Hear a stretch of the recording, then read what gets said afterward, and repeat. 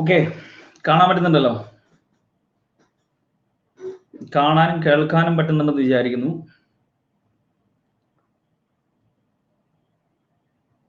Okay ആണല്ലോ? Sound okay ആണല്ലോ അല്ലേ? ഓക്കെ. അപ്പൊ നമ്മൾ ഇന്ന് പറഞ്ഞിരുന്നത്, ഇന്നലെ വരെ നമ്മൾ എന്ത് ചെയ്തു? 10ാം ക്ലാസ്സിലെ ജോഗ്രഫി തീർത്തു. ഇനി 10ാം ക്ലാസ്സിലെ ഹിസ്റ്ററിയും കൂടെ നമുക്ക് എന്ത് ചെയ്യണം? പെട്ടെന്ന് ഒന്ന് ഓടിച്ചു തീർക്കണം. ജോഗ്രഫി പറയും പോലെ നമുക്ക് എന്ത് ചെയ്യേണ്ട കാര്യമില്ല, എക്സ്പ്ലെയിൻ ചെയ്ത് പറയേണ്ട ഒരു കാര്യം ഹിസ്റ്ററിക്ക് ഇല്ല. ഹിസ്റ്ററിക്ക് നിങ്ങൾക്ക് എന്ത് ചെയ്താൽ മതി? കറക്റ്റ് ആ ചോദ്യം എന്താണോ വരുന്നത് അതിന്റെ കാര്യങ്ങളാണ് നമുക്ക് എന്ത് ചെയ്യേണ്ടത്, മെയിൻ ആയിട്ട് നോക്കേണ്ടത്. അപ്പൊ ഒന്നാമത്തെ ചാപ്റ്ററിൽ നിന്ന് മെയിൻ ആയിട്ട് വരുന്ന ചോദ്യങ്ങൾ, അതിൽ നിങ്ങൾ പഠിക്കേണ്ട ഭാഗങ്ങളാണ് ഞാൻ എന്ത് ചെയ്യുന്നത്, ജസ്റ്റ് അവിടെ പറയുന്നത്. അപ്പൊ നമ്മൾ ഫസ്റ്റ് നോക്കിക്കഴിഞ്ഞാൽ അവിടെ ആദ്യം നമുക്ക് പഠിക്കാനുള്ള ഒരു കാര്യം എന്ന് പറയുന്നത്, ഫസ്റ്റിലത്തെ പേജിൽ തന്നെ തുടങ്ങുന്നത് എന്താണ്? ആ സ്വാതന്ത്ര്യം തന്നെ അമൃതം, സ്വാതന്ത്ര്യം തന്നെ ജീവിതം, പാരതന്ത്ര്യം മാനികൾക്ക് മൃതിയേക്കാൾ ഭയാനകം എന്ന് പറയുന്ന ആ വരികൾ ആരുടേതാണ് എന്നുള്ളതാണ് എന്ത് ചെയ്തിട്ടുള്ളത്, മുമ്പ് PSC ചോദിച്ചിട്ടുള്ളത്. കുമാരനാശാന്റെ ഒരു ഉത്ബോധനം എന്ന കവിതയിലെ വരികളാണ് ഇത്. അപ്പൊ ജസ്റ്റ് നിങ്ങൾക്ക് ടെക്സ്റ്റ് ബുക്ക് ഉണ്ടെങ്കിൽ അവിടെ അണ്ടർലൈൻ ചെയ്തോളുക, അല്ലാത്തവരാണെങ്കിൽ അവിടെ എന്ത് ചെയ്തോളുക, ജസ്റ്റ് നോട്ടിൽ മാർക്ക് ചെയ്യെങ്കിലും ചെയ്യുക കേട്ടോ. നോട്ടിൽ ജസ്റ്റ് ഉത്ബോധനം, കുമാരനാശാന്റെ കവിത, അതിലത്തെ വരികളാണ് സ്വാതന്ത്ര്യം തന്നെ അമൃതം എന്നെന്ത് ചെയ്താൽ മതി, ജസ്റ്റ് അവിടെ നോട്ട് ചെയ്താൽ മതി. അപ്പൊ ആ ഒരു പേജിൽ നമുക്ക് ആ ഒരു കാര്യം മാത്രമേ നമുക്ക് എന്ത് ചെയ്യാനുള്ളൂ, അവിടെ പഠിക്കാനുള്ളൂ. അത് കഴിഞ്ഞാൽ പിന്നെ നമുക്ക് പഠിക്കാനുള്ളതാണ് ഇത്. പ്രാതിനിധ്യമില്ലാതെ നികുതി ചുമത്താൻ പാടില്ല എന്നുള്ളത്. പ്രാതിനിധ്യമില്ലാതെ നികുതി ചുമത്താൻ പാടില്ല എന്നുള്ളത് ഏത് സ്വാതന്ത്ര്യ സമരവുമായി ബന്ധപ്പെട്ടിരിക്കുന്നു? അമേരിക്കൻ സ്വാതന്ത്ര്യ സമരവുമായി ബന്ധപ്പെട്ടിരിക്കുന്നു. ജെയിംസ് ഓട്ടിസ് ആണ് ഇതിന്റെ ഉപജ്ഞാതാവ്. ഇപ്പൊ രണ്ട് കാര്യങ്ങൾ, ജെയിംസ് ഓട്ടിസ് ആണ് ഉപജ്ഞാതാവ്, അമേരിക്കൻ സ്വാതന്ത്ര്യ സമരവുമായി ബന്ധപ്പെട്ടിരിക്കുന്നു എന്നുള്ളതും കൂടെ എന്ത് ചെയ്യുക, ജസ്റ്റ് അവിടെ ഓർത്തിരിക്കുക. അടുത്തൊരു ചോദ്യം അവിടെ വരാനുള്ളത് ഏതാണ്? ആശാൻ സ്മാരകം തോന്നക്കലാണ്, കായിക്കരയുണ്ട് കേട്ടോ. കായിക്കര അദ്ദേഹത്തിന്റെ ജന്മദേശമല്ലേ, അവിടെ എന്തായാലും ഉണ്ടാവില്ലേ. പക്ഷെ നമുക്ക് ആശാൻ സ്മാരകം എന്ന് പറഞ്ഞിട്ട് മെയിൻ ആയിട്ടുള്ളത് എവിടെയാണ്?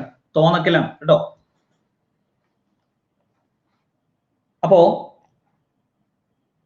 അവിടെ അത്രയും കാര്യങ്ങൾ ഓർത്തിരിക്കുക. ഇനി ഇതുമായി ബന്ധപ്പെട്ട് ഇവിടെ ഈ കോളനികൾ എന്നുള്ളത്, അമേരിക്കയിൽ ഇംഗ്ലണ്ടിന് എത്ര കോളനികളായിരുന്നു? ഒരു ചോദ്യമാണ് ഇത്. അമേരിക്കയിൽ ഇംഗ്ലണ്ടിന് 13 കോളനികളായിരുന്നു എന്നുള്ളത് എന്ത് ചെയ്യുക, ജസ്റ്റ് അവിടെ ഓർത്തിരിക്കുക. അപ്പൊ അമേരിക്കയിൽ ഇംഗ്ലണ്ട് സ്ഥാപിച്ച കോളനികളുടെ എണ്ണം 13 എന്ന് ഓർത്തിരിക്കുക. മറ്റൊരു ചോദ്യം, കൊളംബസ് അമേരിക്ക കണ്ടെത്തിയ വർഷം 1492. കൊളംബസ് അമേരിക്ക കണ്ടെത്തിയ വർഷം 1492 എന്നുള്ളത് ഓർത്തിരിക്കുക. അമേരിക്ക ആദ്യമായിട്ട് കണ്ടെത്തിയത് ആരും ചോദിച്ചാലും ആരെന്നെയാണ്? കൊളംബസ് തന്നെയാണ് എന്നുള്ളത് എന്ത് ചെയ്യുക, ജസ്റ്റ് അവിടെ ഓർത്തിരിക്കുക. ഇനിയോ, ഇംഗ്ലണ്ട് അമേരിക്കൻ കോളനികളിൽ നടപ്പിലാക്കിയ നിയമങ്ങൾ അറിയപ്പെടുന്ന പേര് മർക്കന്റലിസ്റ്റ് നിയമങ്ങൾ. മർക്കന്റലിസ്റ്റ് നിയമങ്ങൾ എന്നാണ് ഏതറിയപ്പെടുന്നത്? ഇംഗ്ലണ്ട് അമേരിക്കയിൽ നടപ്പിലാക്കിയ നിയമങ്ങൾ എന്നുള്ളത് എന്ത് ചെയ്യുക, ജസ്റ്റ് അവിടെ ഓർത്തിരിക്കുക കേട്ടോ. ഇപ്പൊ മർക്കന്റലിസ്റ്റ് നിയമങ്ങൾ എന്നുള്ളതിന്റെ അവിടെ എന്താ എഴുതി വെച്ചോളുക? പഞ്ചസാര നിയമം, സ്റ്റാമ്പ് നിയമം, തേയില നിയമം, ഇങ്ങനെയുള്ളതൊക്കെ അതൊക്കെ ഒരു എക്സാമ്പിൾ ആയിട്ട് എഴുതി വെച്ചാൽ മതി. സ്റ്റാമ്പ് നിയമം ഏത് സ്വാതന്ത്ര്യ സമരവുമായി ബന്ധപ്പെട്ടിരിക്കുന്നു? അമേരിക്കൻ സ്വാതന്ത്ര്യ സമരവുമായി ബന്ധപ്പെട്ടിരിക്കുന്നു. പഞ്ചസാര നിയമം എന്തുമായി ബന്ധപ്പെട്ടിരിക്കുന്നു? അമേരിക്കൻ സ്വാതന്ത്ര്യ നിയമം. അപ്പോൾ ജസ്റ്റ് എന്ത് ചെയ്യുക, നമുക്ക് അവിടെ അറിയാൻ വേണ്ടിയിട്ടാണ് പഞ്ചസാര നിയമം, സ്റ്റാമ്പ് നിയമം, തേയില നിയമം, ഇങ്ങനെയുള്ള ഒരുപാട് കാര്യങ്ങൾ എന്ത് ചെയ്തത്, അതുമായി ബന്ധപ്പെട്ട് ജസ്റ്റ് എന്ത് ചെയ്യുക, അവിടെ ഓർത്തിരിക്കുക. ഇനി Boston tea party. Boston tea party എന്നുള്ളത് എന്ത് ചെയ്യുക. അപ്പൊ ഇവിടെ നമ്മൾ മർക്കന്റലിസ്റ്റ് നിയമങ്ങൾ പറഞ്ഞു, അതിന്റെ കൂട്ടത്തിലാണ് പഞ്ചസാര, സ്റ്റാമ്പ്, തേയില, ഇതൊക്കെ. ബോസ്റ്റൺ ടീ പാർട്ടിയുടെ വർഷം ചോദിച്ചിട്ടുണ്ട് 1773. 1773 ബോസ്റ്റൺ ടീ പാർട്ടി, അതായത് അമേരിക്കയിലേക്ക് വന്ന തേയിലയുമായിട്ട് വന്ന കപ്പലിൽ എന്ത് ചെയ്തു, റെഡ് ഇന്ത്യൻസിന്റെ വേഷത്തിൽ കയറിയിട്ട് ആ തേയില പെട്ടികളെല്ലാം കടലിലേക്ക് എടുത്ത് വലിച്ചെറിഞ്ഞു. അതായത് ഉയർന്ന നികുതി തേയിലക്ക് ചുമത്തിയതിൽ പ്രതിഷേധിച്ചിട്ടാണ് എന്ത് ചെയ്തത്, ഇങ്ങനെ ചെയ്തത്. ഡേറ്റ് ഇതുവരെ ചോദിച്ചിട്ടില്ല, വർഷം ജസ്റ്റ് അവിടെ ഓർത്തിരിക്കുക. December 16 date. 1773 എന്നുള്ളത് എന്ത് ചെയ്യുക, ബോസ്റ്റൺ ടീ പാർട്ടി എന്നുള്ളത് എന്ത് ചെയ്യുക, ജസ്റ്റ് അവിടെ ഓർത്തിരിക്കുക. അപ്പൊ നിങ്ങൾക്ക് അവിടെ ഓർത്തിരിക്കേണ്ട ഒരു കാര്യം എന്താന്ന് വെച്ച് കഴിഞ്ഞാൽ, ബോസ്റ്റൺ 3 പാർട്ടി എന്നുള്ളത് ഓർത്തിരുന്നാലും മതി കേട്ടോ. അവിടെ 3 പാർട്ടി എന്നുള്ളത് എന്തിനാ, ആ 73 ആണെന്ന് കിട്ടാൻ വേണ്ടിയിട്ടാണ്. ജസ്റ്റ് എന്ത് ചെയ്താൽ മതി, ബോസ്റ്റൺ 3 പാർട്ടി എന്നുള്ളത് അവിടെ എന്ത് ചെയ്യാം, 73 ആണ് എന്നുള്ളത് നമുക്ക് പെട്ടെന്ന് ഐഡന്റിഫൈ ചെയ്യാം. ഇനി അമേരിക്കൻ സ്വാതന്ത്ര്യ സമരവുമായി ബന്ധപ്പെട്ട രണ്ട് വ്യക്തികളാണ്, ഒന്ന് ജോൺ ലോക്ക്, തോമസ് പെയിൻ. രണ്ട് ഫിലോസഫേഴ്സ് ആണ്, തത്വചിന്തകരാണ്. ആര്? ജോൺ ലോക്കും തോമസ് പെയിൻ എന്നുള്ളതും എന്ത് ചെയ്യുക, ഓർത്തിരിക്കുക. ആൾറെഡി ഞാൻ എന്ത് ചെയ്തിട്ടുണ്ട്, നമ്മൾ ഉദ്ധരണികൾ ആൾറെഡി പറഞ്ഞിട്ടുണ്ടായിരുന്നു. മനുഷ്യന് ചില മൗലിക അവകാശങ്ങളുണ്ട്, അതിനെ ഹരിക്കാൻ ഒരു ഗവൺമെന്റിനും അവകാശമില്ല എന്ന് പറഞ്ഞത് ആരാണ്? ജോൺ ലോക്കാണ്. അപ്പൊ എവിടെ ഓർത്താൽ മതി, ഒരു ഗവൺമെന്റിനും നമ്മുടെ അവകാശങ്ങളെ ലോക്കാക്കാൻ അവകാശമില്ല, അത് ജോൺ ലോക്ക്. പിന്നെന്ത് ചെയ്യാം, ഏതെങ്കിലും ഒരു വിദേശ ശക്തിക്ക് ഈ വൻകരയെ ദീർഘകാലം കീഴടങ്ങി കഴിയണമെന്നത് യുക്തിക്ക് നിരക്കുന്നതല്ല. ഏതെങ്കിലും വിദേശ ശക്തിക്ക് ഈ വൻകരയെ കൂടുതൽ കാലം വേദനിപ്പിക്കാൻ കഴിയില്ല. പെയിൻ എന്നുള്ളത് അങ്ങനെ തന്നെ ഓർത്തിരിക്കുക. തോമസ് പെയിന്റെ ലഘുലേഖയുടെ പേരാണ് കോമൺ സെൻസ്. തോമസ് പെയിനിന്റെ ലഘുലേഖ, അദ്ദേഹം അമേരിക്കൻ സ്വാതന്ത്ര്യ സമരവുമായി വിതരണം ചെയ്ത ഒരു ലഘുലേഖയുടെ പേരാണ് കോമൺ സെൻസ് എന്നുള്ളത്. എന്ത് ചെയ്യുക, അതും ഒന്ന് നോട്ട് ചെയ്ത് വയ്ക്കുക. ഇനി ഈ 13 കോളനികളിലെയും പ്രതിനിധികൾ പങ്കെടുത്തുകൊണ്ടുള്ള സമ്മേളനമാണ് ഇത്, ഒന്നാം കോണ്ടിനെന്റൽ കോൺഗ്രസ്. ഒന്നാം കോണ്ടിനെന്റൽ കോൺഗ്രസ് 1774. അപ്പൊ അവിടെ ഒരു ക്രമം നമുക്ക് കിട്ടും. ബോസ്റ്റൺ ടീ പാർട്ടി 1773 എന്നുള്ളത് ഓർത്തിരിക്കുക. തൊട്ടടുത്ത വർഷം ഒന്നാം കോണ്ടിനെന്റൽ കോൺഗ്രസ്. ഒന്നാം കോണ്ടിനെന്റൽ കോൺഗ്രസ് ആണ് ഇത് 1774 എന്നുള്ളത് ഓർത്തിരിക്കുക. പിന്നെയോ രണ്ടാം കോണ്ടിനെന്റൽ കോൺഗ്രസ് തൊട്ടടുത്ത വർഷം 75. അപ്പൊ 74, 75, 76 എന്നുള്ളത് എന്ത് ചെയ്യുക, ജസ്റ്റ് അവിടെ ഓർത്തിരിക്കുക. ഒന്നാം കോണ്ടിനെന്റൽ കോൺഗ്രസ്, രണ്ടാം കോണ്ടിനെന്റൽ കോൺഗ്രസ്, മൂന്നാം കോണ്ടിനെന്റൽ കോൺഗ്രസ്. 74, 75, 76 എന്നുള്ളത് എന്ത് ചെയ്യാം, ആ ഒരു ക്രമത്തിൽ നമുക്ക് അവിടെ ഓർത്തിരിക്കാം. 10ാം ക്ലാസ്സിലെ ഹിസ്റ്ററി വെച്ചിട്ട് മോക്ക് ടെസ്റ്റ് ഇത് കഴിഞ്ഞിട്ട് നോക്കാം കേട്ടോ. ആദ്യം ചാപ്റ്റർ ഡിസ്കസ് ചെയ്ത് കഴിഞ്ഞിട്ട് എന്ത് ചെയ്യാം, നോക്കാം. ഇനി ഈ മൂന്നാം കോണ്ടിനെന്റൽ കോൺഗ്രസിലാണ് എന്ത് ചെയ്തത്, ജോർജ് വാഷിംഗ്ടണിനെയാണ് എന്ത് ചെയ്തത്, ഇവരുടെ നേതാവായിട്ട് പ്രഖ്യാപിച്ചത്. അതായത് 72ാം കോണ്ടിനെന്റൽ കോൺഗ്രസിലാണ് എന്ത് ചെയ്തത്, ജോർജ് വാഷിംഗ്ടണിനെ അവരുടെ സൈന്യത്തിന്റെ നേതാവായിട്ട്. ഒന്നാം കോണ്ടിനെന്റൽ കോൺഗ്രസ് നമ്മൾ പറഞ്ഞു 74 ചേർന്നു. എന്നിട്ട് എന്ത് ചെയ്യൂ, ഞങ്ങളുടെ മേലെന്ത് ചെയ്യാൻ പാടില്ല, ഇങ്ങനെ നികുതിയൊന്നും അടിച്ചേൽപ്പിക്കാൻ പാടില്ല എന്നൊക്കെ പറഞ്ഞിട്ട് രാജാവിന് ഒരു നിവേദനമൊക്കെ കൊടുത്തു. രാജാവ് എന്ത് ചെയ്തില്ല, അത് മൈൻഡ് ചെയ്തതേ ഇല്ല. രണ്ടാമത് എന്ത് ചെയ്തു, ഇതിന്റെ ദേഷ്യത്തിൽ ഒന്നുകൂടെ എന്ത് ചെയ്തു, വീണ്ടും ചേർന്നു. അപ്പോഴാണ് എന്ത് ചെയ്തത്, രണ്ടാം കോണ്ടിനെന്റൽ കോൺഗ്രസിൽ ജോർജ് വാഷിംഗ്ടണിനെയാണ് എന്ത് ചെയ്തത്, അവരുടെ സൈന്യത്തിന്റെ നേതാവായിട്ട് പ്രഖ്യാപിച്ചത്. അങ്ങനെ എന്ത് ചെയ്യാണ്, ഈ ഇംഗ്ലണ്ടും കോളനികളും തമ്മിൽ ഒരു യുദ്ധത്തിന്റെ അവസ്ഥയിലേക്ക് എന്ത് ചെയ്യാണ്, പോവാണ് ചെയ്യുന്നത്. അങ്ങനെ യുദ്ധത്തിന്റെ അവസ്ഥയിലേക്ക് പോകുമ്പോൾ ഈ മൂന്നാം കോണ്ടിനെന്റൽ കോൺഗ്രസ് നടക്കുന്നു. ആ മൂന്നാം കോണ്ടിനെന്റൽ എല്ലാറ്റിനും എന്തുതന്നെയാണ്, ഒരേ വേദി തന്നെയാണ്. അപ്പൊ കോണ്ടിനെന്റൽ കോൺഗ്രസിന്റെ വേദി എന്ന് ചോദിച്ചാൽ ഫിലാഡൽഫിയ എന്നുള്ളത് എന്ത് ചെയ്യുക, ജസ്റ്റ് അവിടെ ഓർത്തിരിക്കുക. അപ്പൊ 3 കോണ്ടിനെന്റൽ കോൺഗ്രസും എവിടെയാണ് ചേർന്നത്, ഫിലാഡൽഫിയയിലാണ് ചേർന്നത് എന്നുള്ളത് ഓർത്തിരിക്കുക. ഇനി മൂന്നാമത്തെ കോണ്ടിനെന്റൽ കോൺഗ്രസിലാണ് എന്ത് ചെയ്യുന്നത്, 76. ആ ഡേറ്റ് നന്നായിട്ട് ഓർത്തിരിക്കുക. 1776 ജൂലൈ 4-നാണ് അമേരിക്കൻ സ്വാതന്ത്ര്യ പ്രഖ്യാപനം നടത്തുന്നത്. അമേരിക്കൻ സ്വാതന്ത്ര്യ പ്രഖ്യാപനം നടത്തുന്നത് ഏതിലാണ്, ഈ മൂന്നാമത്തെ കോണ്ടിനെന്റൽ കോൺഗ്രസ് 1776 ജൂലൈ 4-നാണ് എന്നുള്ളത് എന്ത് ചെയ്യുക, ജസ്റ്റ് അവിടെ ഓർത്തിരിക്കുക. സ്വാതന്ത്ര്യ പ്രഖ്യാപനം അത് തയ്യാറാക്കിയത് 2 ആളുകളാണ്. ആര്? തോമസ് ജെഫേഴ്സൺ, അതുപോലെ തന്നെ ബെഞ്ചമിൻ ഫ്രാങ്ക്ലിൻ. തോമസ് ജെഫേഴ്സണും ബെഞ്ചമിൻ ഫ്രാങ്ക്ലിൻ എന്നുള്ളതും ഇത് ഞാൻ ആൾറെഡി ഫ്രീ ക്ലാസ്സിൽ എടുത്തിട്ടുണ്ട്. യൂട്യൂബിൽ ആൾറെഡി ഒരു ക്ലാസ് എടുത്തിട്ടുണ്ടായിരുന്നു. അവിടെ ഒരു ചാപ്റ്റർ കംപ്ലീറ്റ് ആയിട്ട് എന്ത് ചെയ്തിട്ടില്ല, എടുത്തിട്ടില്ല. ലാസ്റ്റ് റഷ്യൻ വിപ്ലവം ഒന്നും എന്ത് ചെയ്തിട്ടില്ല, തൊട്ടിട്ടില്ല. അപ്പൊ അതുകൊണ്ട് കംപ്ലീറ്റ് എടുത്തു പോകുമ്പോൾ എന്ത് ചെയ്യണം, എടുത്തു പോകണം. കാരണം അവിടെയുള്ള ആളുകൾ ഇവിടെ ആയിക്കോണം എന്നില്ല, അതുകൊണ്ടാണ് കേട്ടോ. ഇപ്പൊ തോമസ് ജെഫേഴ്സണും ബെഞ്ചമിൻ ഫ്രാങ്ക്ലിനും ആണ് എന്ത് ചെയ്യുന്നത്, ഇതുമായി ബന്ധപ്പെട്ട സ്വാതന്ത്ര്യ പ്രഖ്യാപനം തയ്യാറാക്കിയത് എന്നുള്ളത് എന്ത് ചെയ്യുക, ജസ്റ്റ് അവിടെ ഓർത്തിരിക്കുക. ഒരു കാര്യം കൂടെ ഓർത്തിരിക്കുക, അതായത് ഒരു സെന്റൻസ്, എല്ലാ മനുഷ്യരും തുല്യരായി സൃഷ്ടിക്കപ്പെട്ടിരിക്കുന്നു. എല്ലാ മനുഷ്യരും തുല്യരായി സൃഷ്ടിക്കപ്പെട്ടിരിക്കുന്നു എന്നുള്ളത് എന്ത് ചെയ്യുക, ജസ്റ്റ് അവിടെ ഓർത്തിരിക്കുക. എല്ലാ മനുഷ്യരും തുല്യരായി സൃഷ്ടിക്കപ്പെട്ടിരിക്കുന്നു എന്ന് തുടങ്ങുന്ന രേഖ ഏതാണ്? എല്ലാ മനുഷ്യരും തുല്യരായി സൃഷ്ടിക്കപ്പെട്ടിരിക്കുന്നു എന്ന് തുടങ്ങുന്ന രേഖ ഏതാണെന്ന് ചോദിച്ചാൽ അമേരിക്കൻ സ്വാതന്ത്ര്യ പ്രഖ്യാപനമാണ് എന്നാണ് അതിന്റെ ഉത്തരം. ചോദ്യം വരുന്ന രീതി അങ്ങനെയാണ്. ജസ്റ്റ് അവിടെ ഓർത്തിരിക്കുക, എല്ലാ മനുഷ്യരും തുല്യരായി സൃഷ്ടിക്കപ്പെട്ടിരിക്കുന്നു എന്നുള്ളത് എന്ത് ചെയ്യുക, ജസ്റ്റ് അവിടെ ഓർത്തിരിക്കുക. അത് ഏത് രേഖയുമായി ബന്ധപ്പെട്ടിരിക്കുന്നു? അമേരിക്കൻ സ്വാതന്ത്ര്യ പ്രഖ്യാപനവുമായി ബന്ധപ്പെട്ടിരിക്കുന്നു എന്നുള്ളത് എന്ത് ചെയ്യുക, ഓർത്തിരിക്കുക. ഇനിയോ, അമേരിക്കൻ കോളനികളുടെ സ്വാതന്ത്ര്യം അംഗീകരിക്കുന്ന ഉടമ്പടിയാണ് ഏത്? 1783 പാരീസ് ഉടമ്പടി. കേട്ടോ, പാരീസ് ഉടമ്പടി പ്രകാരമാണ് എന്ത് ചെയ്യുന്നത്? 1783 പാരീസ് ഉടമ്പടി പ്രകാരമാണ് 13 കോളനികളുടെയും സ്വാതന്ത്ര്യം അംഗീകരിക്കുന്നത്. അപ്പൊ അത്രയും കാര്യങ്ങൾ എന്ത് ചെയ്തോളൂ, അവിടെ പറഞ്ഞോളൂ. അത് പ്രകാരമാണ് എന്ത് ചെയ്തത്?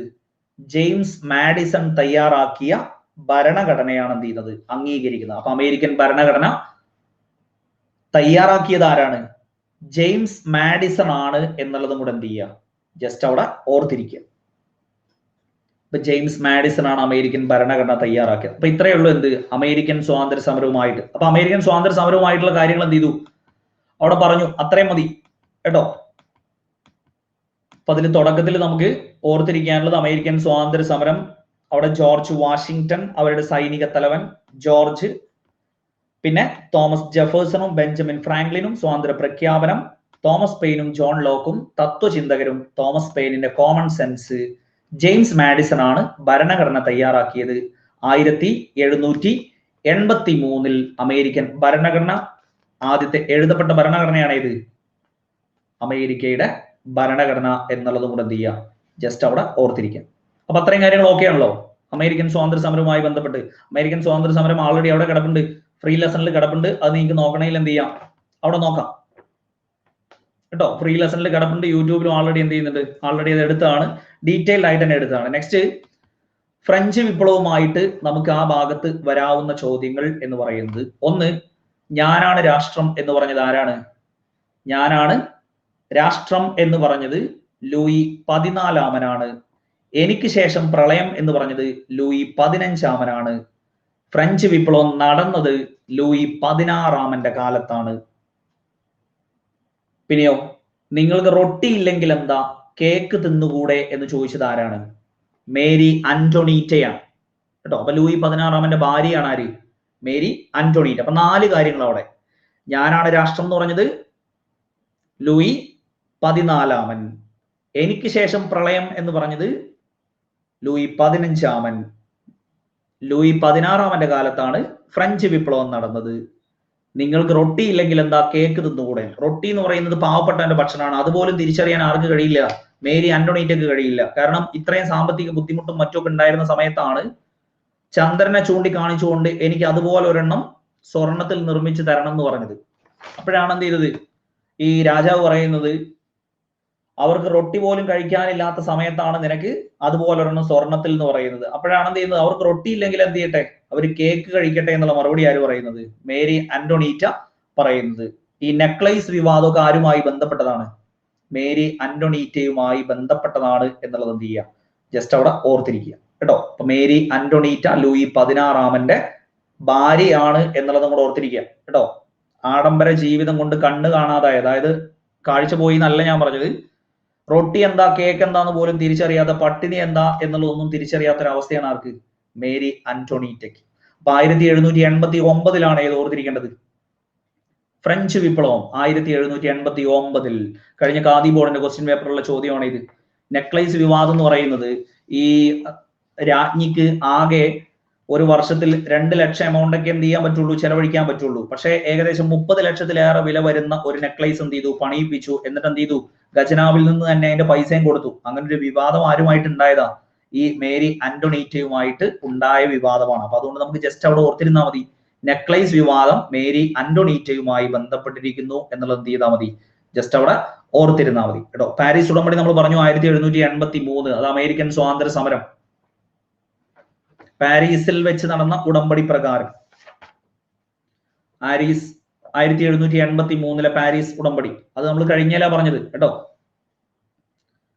അപ്പൊ ഇവിടെ 1789 ഫ്രഞ്ച് വിപ്ലവം.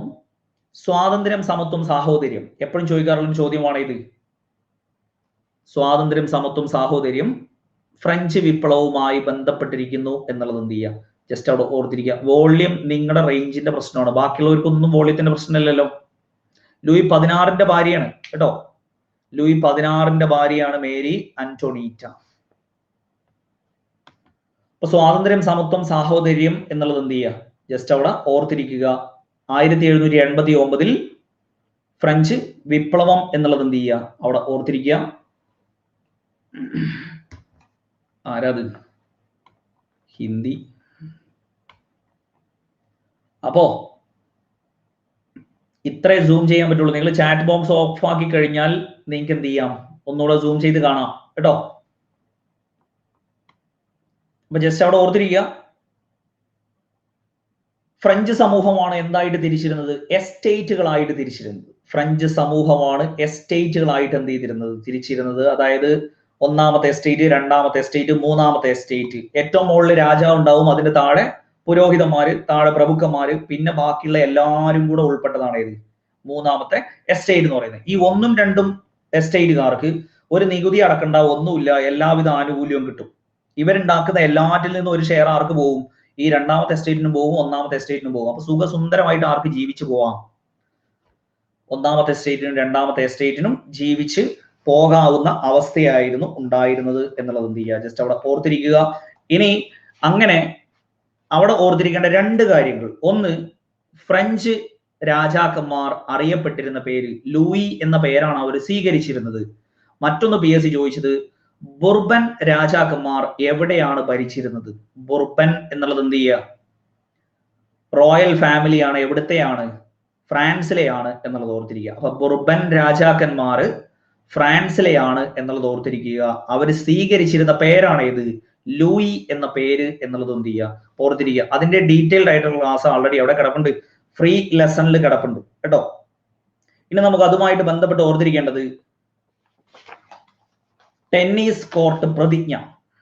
ടെന്നീസ് കോർട്ട് പ്രതിജ്ഞ ഏത് വിപ്ലവവുമായി ബന്ധപ്പെട്ടിരിക്കുന്നു. ടെന്നീസ് കോർട്ട് പ്രതിജ്ഞ എന്തുമായിട്ട് ബന്ധപ്പെട്ടിരിക്കുന്നു, 1789 ജൂൺ 20. ഡേറ്റ് ഒന്ന് നോട്ട് ചെയ്ത് വെക്കുക. 1789 ജൂൺ 20 എന്നുള്ളത് എന്ത് ചെയ്യുക, ജസ്റ്റ് അവിടെ എഴുതി വെക്കുക. ജൂൺ 20 വർഷം അതന്നെയാണ് കേട്ടോ. എന്നാൽ മുമ്പ് PSC ചോദിച്ചിട്ടുള്ള ചോദ്യമാണ് ഇത്, ഫ്രഞ്ച് വിപ്ലവത്തിന്റെ ആരംഭമായി കണക്കാക്കുന്നത് ടെന്നീസ് കോർട്ട് പ്രതിജ്ഞ എന്നാണ്. എന്നാൽ ടെക്സ്റ്റ് ബുക്കിൽ കൊടുത്തേക്കുന്നത് ബാസ്റ്റിൽ കോട്ടയുടെ പതനം എന്നുള്ളതാണ് എന്ത് ചെയ്തിട്ടുള്ളത്, ഫ്രഞ്ച് വിപ്ലവത്തിന്റെ ആരംഭമായിട്ട് പറഞ്ഞിരിക്കുന്നത്. അപ്പൊ അവിടെ PSC മുമ്പ് ചോദിച്ചിട്ടുള്ളത് ഏതാണ്, ടെന്നീസ് കോർട്ട് പ്രതിജ്ഞയാണ് ഫ്രഞ്ച് വിപ്ലവത്തിന്റെ ആരംഭം. യഥാർത്ഥത്തിൽ അത് തന്നെയാണ് ആരംഭം. ഫ്രഞ്ച് വിപ്ലവം എന്ന് പറയുന്നത് തുടങ്ങുന്നത് തന്നെ, അതായത് ഈ സാമ്പത്തിക ബുദ്ധിമുട്ടും കാര്യങ്ങളൊക്കെ ആകെ കൂടെ ആയപ്പോ എന്ത് ചെയ്തു, ഈ എസ്റ്റേറ്റ്സിന്റെ ജനറൽ വിളിച്ചു കൂട്ടുകയല്ലാതെ യാതൊരു, ടെന്നീസ് കോർട്ട് പ്രതിജ്ഞ എന്തുമായി ബന്ധപ്പെട്ടിരിക്കുന്നു ചോദിച്ചാൽ ഫ്രഞ്ച് വിപ്ലവവുമായി ബന്ധപ്പെട്ടിരിക്കുന്നു. ഫ്രഞ്ച് വിപ്ലവമല്ലേ പറയുന്നത് കേട്ടോ. അപ്പോ സംഭവം എന്താന്ന് വെച്ച് കഴിഞ്ഞാൽ ഈ 3 എസ്റ്റേറ്റിനെയും കൂടെ വിളിച്ചു കൂട്ടിയാലേ എന്ത് ചെയ്യാൻ പറ്റുള്ളൂ, വല്ല നികുതിയും അടിച്ചേൽപ്പിക്കാൻ പറ്റുള്ളൂ. ഒരുപാട് കാലമായിട്ട് എന്ത് ചെയ്തിട്ടുണ്ടായിരുന്നില്ല, എസ്റ്റേറ്റ്സ് ജനറൽ വിളിച്ചിട്ടുണ്ടായിരുന്നില്ല. അങ്ങനെ എന്ത് ചെയ്തു, അവസാനം ഈ 1789 ഈ പറയുന്ന ലൂയി 16 ഇത് വായിക്കണ്ട, നിങ്ങൾ കേട്ടിട്ട് മനസ്സിലാവുന്ന പോയിന്റ് മാത്രം നോട്ട് ചെയ്താൽ മതി കേട്ടോ. അത് ആൾറെഡി ഫ്രീ ക്ലാസ്സിൽ ചെയ്തതാണ്. ആൾറെഡി എന്ത് ചെയ്താണത്, ഫ്രീ ക്ലാസ്സിൽ ചെയ്ത കാര്യങ്ങളാണ് എന്നുള്ളത് എന്ത് ചെയ്യുക, ജസ്റ്റ് അവിടെ ഓർത്തിരിക്കുക. ഫ്രീ ക്ലാസ്സിൽ ഇല്ലാത്തതും ഇതിലുണ്ടാവും കേട്ടോ. അപ്പൊ ജസ്റ്റ് പറഞ്ഞ കാര്യങ്ങൾ എന്ന് പറയുന്നത് ജസ്റ്റ് ഓർത്തിരിക്കുക എന്ത് മാത്രം, അതായത് ഈ 3 എസ്റ്റേറ്റിനെ വിളിച്ചു കൂട്ടിയാലേ നികുതി എന്ത് ചെയ്യാൻ പറ്റുള്ളൂ, തീരുമാനിക്കാൻ പറ്റുള്ളൂ. അങ്ങനെ 1789 ഈ ലൂയി 16 എന്ത് ചെയ്തു, എസ്റ്റേറ്റ് ജനറൽ വിളിച്ചു കൂട്ടി. അപ്പോൾ എസ്റ്റേറ്റ് ജനറൽ വിളിച്ചു കൂട്ടിയ സമയത്ത് ഈ മൂന്നാമത്തെ എസ്റ്റേറ്റുകാർ പറഞ്ഞു, നേരത്തെ പോലെ ഒരു എസ്റ്റേറ്റിന് ഒരു വോട്ടാണെങ്കിൽ ഞങ്ങൾ ഈ പരിപാടിക്കില്ല, എന്ത് ചെയ്യണം, ഒരാൾക്ക് ഒരു വോട്ട് എന്നുള്ളതാക്കണം എന്ന് പറഞ്ഞു. നേരത്തെ ആണെങ്കിൽ എന്ന് കൂടി കഴിഞ്ഞാലും 2-1 ആര് ജയിക്കും, 2-1 മുകളിലുള്ളവർ ജയിക്കും. അപ്പൊ എന്ത് ചെയ്യും, നികുതി മൊത്തം ആര് കൊടുക്കേണ്ടി വരും, മൂന്നാമത്തെ എസ്റ്റേറ്റ് കൊടുക്കേണ്ടി വരും. കാരണം 1ഉം 2ഉം എസ്റ്റേറ്റ് എപ്പോഴും ഒന്നായിരിക്കും. അപ്പോ മൂന്നാമത്തെ എസ്റ്റേറ്റുകാർ പറഞ്ഞു, ഓരോ ആളുകൾക്ക് ഓരോ വോട്ട് എന്നുള്ളതാണെങ്കിലേ എന്ത് ചെയ്യുള്ളൂ പറ്റുള്ളൂ. അത് ആരെ എതിർത്തു? 1-2 എസ്റ്റേറ്റുകാരെ എതിർത്തു. അപ്പൊ എന്ത് ചെയ്തു? ഇവര് എപ്പോഴും സമ്മേളിക്കുന്ന ഹാളിൽ കൂടാൻ സമ്മതിച്ചില്ല, അത് പൂട്ടിക്കിടക്കുകയായിരുന്നു. അപ്പൊ എന്ത് ചെയ്തു? തൊട്ടടുത്തുള്ള ടെന്നീസ് കോർട്ടിൽ പോയിട്ട് 3ാമത്തെ എസ്റ്റേറ്റുകാര് എന്ത് ചെയ്തു? അവിടെ സമ്മേളിച്ചിട്ട് ദേശീയ അസംബ്ലി ആയിട്ട് സ്വയം അങ്ങോട്ട് പ്രഖ്യാപിച്ചിട്ട് പറഞ്ഞു, ഇനി ഫ്രാൻസിന് ഒരു ഭരണഘടന നിർമ്മിക്കുന്നത് വരെ എന്ത് ചെയ്യൂല, ഞങ്ങൾ ഇവിടുന്ന് പിരിഞ്ഞു പോകില്ല. അതാണ് എന്ത്? ടെന്നീസ് കോർട്ട് പ്രതിജ്ഞ. ഈ ഡേറ്റ് ആണ് ഏത്? 1789 ജൂൺ 20 എന്നുള്ളത് ഓർത്തിരിക്കുക. അതിനുശേഷം എന്ത് ചെയ്തു? അതിനുശേഷം ഒരു കിംവദന്തി പരക്കുകയാണ്. അതായത് ഈ ടെന്നീസ് കോർട്ട് പ്രതിജ്ഞയിൽ പങ്കെടുത്ത 3ാമത്തെ എസ്റ്റേറ്റിൽ പങ്കെടുത്ത ആളുകളൊക്കെ എന്ത് ചെയ്യാൻ പോവാണ്? പിടിച്ച് അറസ്റ്റ് ചെയ്യാൻ പോവാണ് എന്നൊക്കെ പറഞ്ഞൊരു കിംവദന്തി പറഞ്ഞു. അതുപോലെ തന്നെ എന്ത് ചെയ്തു? നാട്ടിൽ പട്ടിണിയും കാര്യങ്ങളൊക്കെ ആയിട്ട് ജനങ്ങൾ തെരുവിലിറങ്ങാനും തുടങ്ങി. ഇങ്ങനെ കൂടെ ആയപ്പോ 1789 ജൂലൈ 14 ആ ഡേറ്റ് പ്രത്യേകിച്ച് ഓർത്തിരിക്കുക. ബാസ്റ്റിൽ കോട്ടയുടെ പതനം. രാജാക്കന്മാർക്ക് എസ്റ്റേറ്റ് ഒന്നുമില്ല, രാജാവ് എന്ന് പറയുന്ന ഒരാളല്ലേ ഉള്ളൂ, അത് റോയൽ ഫാമിലി. രാജാധികാരം എന്ന് പറയുന്നത് ദൈവിക ദത്തമാണെന്ന് വിശ്വസിച്ചിരിക്കുന്ന ആളാണ്. അതിന്റെ താഴെയുള്ള സമൂഹമാണ് 3 തട്ട് കേട്ടോ. അപ്പൊ 1789 ജൂലൈ 14 ബാസ്റ്റിൽ കോട്ടയുടെ പതനം. ഈ ഡേറ്റ് ചോദിച്ചതാണ്, 2 ഡേറ്റും ചോദിച്ചതാണ്. ടെന്നീസ് കോർട്ട് പ്രതിജ്ഞയുടെയും ഓർത്തിരിക്കണം. പിന്നെയോ ജൂലൈ 14 ഫ്രാൻസിന്റെ ദേശീയ ദിനം മാഹിയിൽ ആചരിക്കുന്നതാണ്. ഏത്? നമ്മളെ കണ്ണൂര് മാഹി ഉണ്ടല്ലോ, കണ്ണൂര് മാഹി ഫ്രഞ്ച് കോളനി ആയിരുന്നു. അവിടെ ഇപ്പോഴും ജൂലൈ 14 ഫ്രാൻസിന്റെ പതാക എന്ത് ചെയ്യാറുണ്ട്? ഉയർത്താറുണ്ട് കേട്ടോ. അപ്പൊ ജസ്റ്റ് ഓർത്തിരിക്കുക, 1789 ജൂലൈ 14 എന്നുള്ളത് എന്ത് ചെയ്യുക? ഫ്രാൻസിന്റെ ദേശീയ ദിനമായിട്ട് ആചരിക്കുന്നു. ബാസ്റ്റിൽ കോട്ടയുടെ പതനം എന്നുള്ളത് എന്ത് ചെയ്യുക? ജസ്റ്റ് അവിടെ ഓർത്തിരിക്കുക. ഇനി ഭീകരവാഴ്ച എന്നറിയപ്പെടുന്നത് റോബസ്പിയറിന്റെ കാലഘട്ടമാണ്. ഭീകരവാഴ്ച എന്നറിയപ്പെടുന്നത് എന്താണ്? റോബസ്പിയറിന്റെ കാലഘട്ടമാണ് എന്നുള്ളത് ഓർത്തിരിക്കുക. സംഭവം എന്താണെന്ന് വെച്ച് കഴിഞ്ഞാൽ ഈ റോബസ്പിയർ ആണ് എന്ത് ചെയ്തത്? അവിടെ ഭരണം ഏറ്റെടുത്തത്. അദ്ദേഹത്തെ എതിർത്ത ആളുകളെ മൊത്തം എന്ത് ചെയ്തു? ഗില്ലറ്റിന് ഇരയാക്കി. ഗില്ലറ്റിൻ എന്ന് പറയുന്ന ആ ആയുധവുമായിട്ട് എന്ത് ചെയ്യാണ്? ലൂയി 16 ഭാര്യനെയും ഒക്കെ എന്ത് ചെയ്തു? ഗില്ലറ്റിന് ഇരയാക്കി. അപ്പൊ നിങ്ങൾ അവിടെ എന്തോർത്താ മതി? ഭീകരവാഴ്ച എന്ന കാലഘട്ടം. ആ പേര് കേൾക്കുമ്പോൾ തന്നെ മനസ്സിൽ വരുന്ന എന്താ? പേടിപ്പെടുത്തുന്ന കാലഘട്ടമല്ലേ? അതന്നെയാണ് റോബ് ഫിയർ എന്ന് ഓർത്താൽ മതി. ഫിയർ എന്ന് പറഞ്ഞാൽ തന്നെ പേടിയല്ലേ? അപ്പൊ അങ്ങനെ ഓർത്താൽ മതി കേട്ടോ. റോബ് ഫിയർ എന്ന് ഓർത്തിരുന്നാൽ മതി. നിങ്ങൾക്കറിയാം റോബസ്പിയർ ആണ് എന്നുള്ളത്. അപ്പൊ അങ്ങനെ തന്നെ എന്ത് ചെയ്യാം? റോബസ്പിയറിന്റെ കാലഘട്ടമാണ് ഭീകരവാഴ്ച എന്നുള്ളത് എന്ത് ചെയ്യാം? ജസ്റ്റ് അവിടെ ഓർത്തിരിക്കുക. അപ്പൊ ആ പേര് മാത്രമേ ഉള്ളൂ, നമുക്ക് അവിടെ പേര് മാത്രം മതി. റോബസ്പിയറിന്റെ കാലഘട്ടമാണ് ഭീകരവാഴ്ച എന്നറിയപ്പെടുന്നത്. ഇനിയോ ഫ്രഞ്ച് വിപ്ലവം, അതായത് ഫ്രാൻസ് തുമ്മിയാൽ യൂറോപ്പിനാകെ ജലദോഷം പിടിപെടും എന്ന് പറഞ്ഞത് ഓസ്ട്രിയൻ ഭരണാധികാരിയായിട്ടുള്ള മെറ്റേണിക്. ഇത് ചോദിച്ച ചോദ്യമാണ്. ചോദിച്ചത് സോഷ്യൽ സയൻസുമായി ബന്ധപ്പെട്ട സ്കൂൾ ടീച്ചറിന്റെ പരീക്ഷയിലാണ് ചോദിച്ചത്. നോർമൽ PSC പരീക്ഷയിലല്ല ചോദിച്ചത് സ്കൂൾ ടീച്ചറുടെ പരീക്ഷയിലാണ് എന്ത് ചെയ്തത്? ചോദിച്ചത് ഫ്രാൻസ് തുമ്മിയാൽ യൂറോപ്പിലാകെ ജലദോഷം പിടിപെടും എന്ന് പറഞ്ഞത് ആരാണ്? മെറ്റേണിക് ആണ് എന്നുള്ളത് ഓർത്തിരിക്കുക. സംഭവം എന്താണെന്ന് വെച്ച് കഴിഞ്ഞാൽ ഫ്രാൻസിൽ എന്തുണ്ടായി കഴിഞ്ഞാലും എന്ത് ചെയ്യും? അതൊക്കെ മറ്റുള്ള ഭാഷകളിലേക്ക് തർജ്ജമ ചെയ്തിട്ട് അതൊക്കെ ആ രാജ്യത്തെ കൂടെ പടർന്നു പിടിക്കും. അപ്പൊ ഇവിടെ മെയിൻ ആയിട്ടുള്ള അതിനുള്ള കാരണം എന്താണെന്ന് വെച്ച് കഴിഞ്ഞാൽ റൂസോ, വോൾട്ടയർ, മോണ്ടസ്ക്യൂ ഈ 3 ഫിലോസഫേഴ്സ് ഉള്ളത് കൊണ്ടാണ് ഇതൊക്കെ എന്ത് ചെയ്യും? മറ്റു ഭാഷകളിലേക്കൊക്കെ തർജ്ജമ ചെയ്തിട്ടും ഒക്കെ അടിച്ചു പരത്തി കൊടുക്കും. അപ്പൊ എന്ത് ചെയ്യും? മറ്റു രാജ്യങ്ങളിലേക്കൊക്കെ പടരും ചെയ്യും. അപ്പൊ അവിടെയുള്ള ഭരണാധികാരിക്ക് ഒരു പേടി, ഇനി ഇത് വായിച്ചിട്ട് ഇവിടുത്തെ ജനങ്ങളും ഞങ്ങൾക്കെതിരെ ആയുധം എടുക്കുവോ എന്നുള്ളൊരു പേടി ആർക്കുണ്ട്? അവിടുത്തെ ഓരോ ഭരണാധികാരികൾക്കുണ്ട്. അതുകൊണ്ടാണ് ഫ്രാൻസ് തുമ്മിയാൽ യൂറോപ്പിലാകെ ജലദോഷം പിടിപെടും എന്നുള്ളത് എന്ത് ചെയ്തത്? മെറ്റേണിക് പറഞ്ഞത് എന്നുള്ളത് എന്ത് ചെയ്യുക? ജസ്റ്റ് അവിടെ ഓർത്തിരിക്കുക.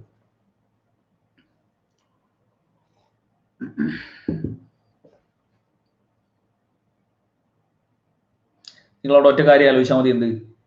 നമ്മളൊക്കെ ചെറിയ ക്ലാസ്സിലൊക്കെ ആണെങ്കിൽ അല്ലെങ്കിൽ സ്കൂളിലൊക്കെ പഠിക്കുന്ന കാലത്താണെങ്കിൽ ഇപ്പോഴും അതിൽ വലിയ മാറ്റമൊന്നുമില്ല. അതായത് ജലദോഷം പിടിച്ച ഒരാൾ നമ്മളെടുത്തുണ്ടെങ്കിൽ അയാളടുത്ത് നമ്മൾ മെല്ലെ അങ്ങോട്ട് മാറി നിൽക്കും. എന്തുകൊണ്ടാ? നമുക്ക് പകരും എന്നുള്ള പേടിയുണ്ട്. അപ്പൊ അവിടെ മാറി നിൽക്കും എന്നുള്ളത്, ജലദോഷം എന്നുള്ളത് കിട്ടിയാൽ തന്നെ അവിടെ മെറ്റേണിക് എന്നുള്ളത് അതിൽ തന്നെ കിട്ടും കേട്ടോ. ജസ്റ്റ് അവിടെ ഓർത്തിരുന്നാൽ മതി. ആ മാറി നിൽക്കുക എന്നുള്ളതിൽ തന്നെ ഏതുണ്ട്? മെറ്റേണിക് എന്നുള്ളത് അവിടെ ജസ്റ്റ് നമുക്ക് എന്ത് ചെയ്യാൻ പറ്റും? ജസ്റ്റ് അവിടെ ഓർത്തിരിക്കാൻ പറ്റും കേട്ടോ. അപ്പൊ മാറി നിൽക്കുക എന്നുള്ളതിൽ തന്നെ എന്തുണ്ട്? അവിടെ മെറ്റേണിക് എന്നുള്ളത് അവിടെ ഉണ്ട്. അല്ലെങ്കിൽ മാറ്റി നിൽക്കുക എന്നുള്ളത് ജസ്റ്റ് അവിടെ ഓർത്തിരുന്നാൽ മതി. അപ്പൊ ജലദോഷം എന്നുള്ളത് അങ്ങനെ തന്നെ എന്ത് ചെയ്യാൻ പറ്റും? ജസ്റ്റ് അവിടെ നിങ്ങൾക്ക് ഓർത്തിരിക്കാൻ പറ്റും.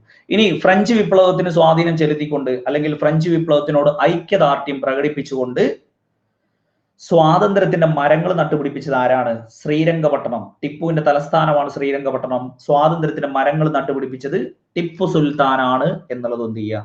ജസ്റ്റ് അവിടെ ഓർത്തിരിക്കുക. അപ്പൊ ജസ്റ്റ് അവിടെ ഓർത്തിരിക്കുക എന്ത്?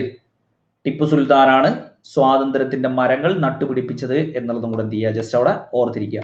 ഇനി 3 തത്വചിന്തകരാണ് ആര്? Voltaire, Rousseau, മോണ്ടെസ്ക്യൂ.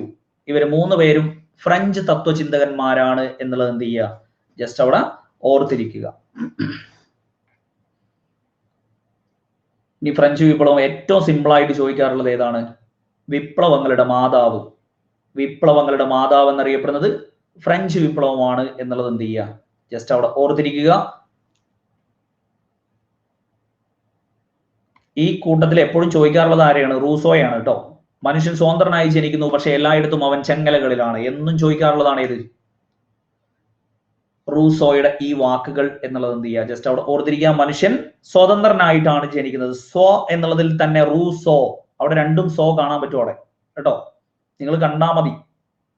ഈ സോ എന്ന് പറഞ്ഞാൽ തന്നെ കണ്ടു എന്നല്ലേ? അപ്പൊ ഈ സോയും കാണണം, ഈ സോയും കാണണം. സ്വതന്ത്രനായിട്ട് ജനിക്കുന്നു എന്നുള്ളത് ജസ്റ്റ് എന്ത് ചെയ്യാൻ മതി? അവിടെ ഓർത്തിരുന്നാൽ മതി. ആ റൂസോയുടെ ആത്മകഥയാണ് ഇത് കുംഭസാരങ്ങൾ. കൺഫെഷൻസ് എന്ന് പറയുന്ന കുംഭസാരങ്ങൾ എന്നുള്ളത് ആരുടേതാണ്? റൂസോയുടെ പുസ്തകമാണ്, റൂസോയുടെ ആത്മകഥയാണ് എന്നുള്ളത് എന്ത് ചെയ്യുക? ജസ്റ്റ് അവിടെ ഓർത്തിരിക്കുക. അപ്പൊ മോണ്ടെസ്ക്യൂവും വോൾട്ടയറും ഒന്നും നമുക്ക് അത്രത്തോളം എന്ത് ചെയ്യാനില്ല, ജസ്റ്റ് അവിടെ ഓർത്തിരിക്കാനില്ല. അവിടെ പേര് മാത്രം ഓർത്തിരുന്നാൽ മതി കേട്ടോ. അപ്പൊ അതിൽ അത്രയും കാര്യങ്ങൾ ഓർത്തിരിക്കുക. ഇവിടെ ശ്രീരംഗപട്ടണത്ത് സ്വാതന്ത്ര്യത്തിന്റെ മരം നട്ടുപിടിപ്പിച്ച അദ്ദേഹമാണ്. അങ്ങനെയാണ് എന്ത് ചെയ്യുന്നത്? ഫ്രഞ്ച് ക്ലബ്ബായിട്ടുള്ള ജാക്കോബിനിൽ അംഗമായത്. ജാക്കോബിനൊന്നും എടുത്ത് ചോദിച്ചിട്ടില്ല ഇതുവരെ. ജാക്കോബ് നമുക്ക് അവിടെ ഓർത്തിരിക്കുകയും വേണ്ട കേട്ടോ. അപ്പൊ ഫ്രഞ്ച് ക്ലബ്ബായിട്ടുള്ള ജാക്കോബിനിലാണ് ആര് ജോയിൻ ചെയ്യുന്നത്? ടിപ്പു സുൽത്താൻ ജോയിൻ ചെയ്യുന്നത്, ഇതിനോട് ഐക്യദാർഢ്യം പ്രകടിപ്പിച്ചിട്ട് കേട്ടോ. ഇനി ഫ്രഞ്ച് വിപ്ലവത്തിന്റെ ശിശു എന്നറിയപ്പെടുന്ന ആരാണ്? ഫ്രഞ്ച് വിപ്ലവത്തിന്റെ ശിശു എന്നറിയപ്പെടുന്നത് നെപ്പോളിയൻ. നെപ്പോളിയൻ ബോണപാർട്ടാണ് ഫ്രഞ്ച് വിപ്ലവത്തിന്റെ ശിശു എന്ന് അറിയപ്പെടുന്നത് എന്നുള്ളത് കൂടെ എന്ത് ചെയ്യുക?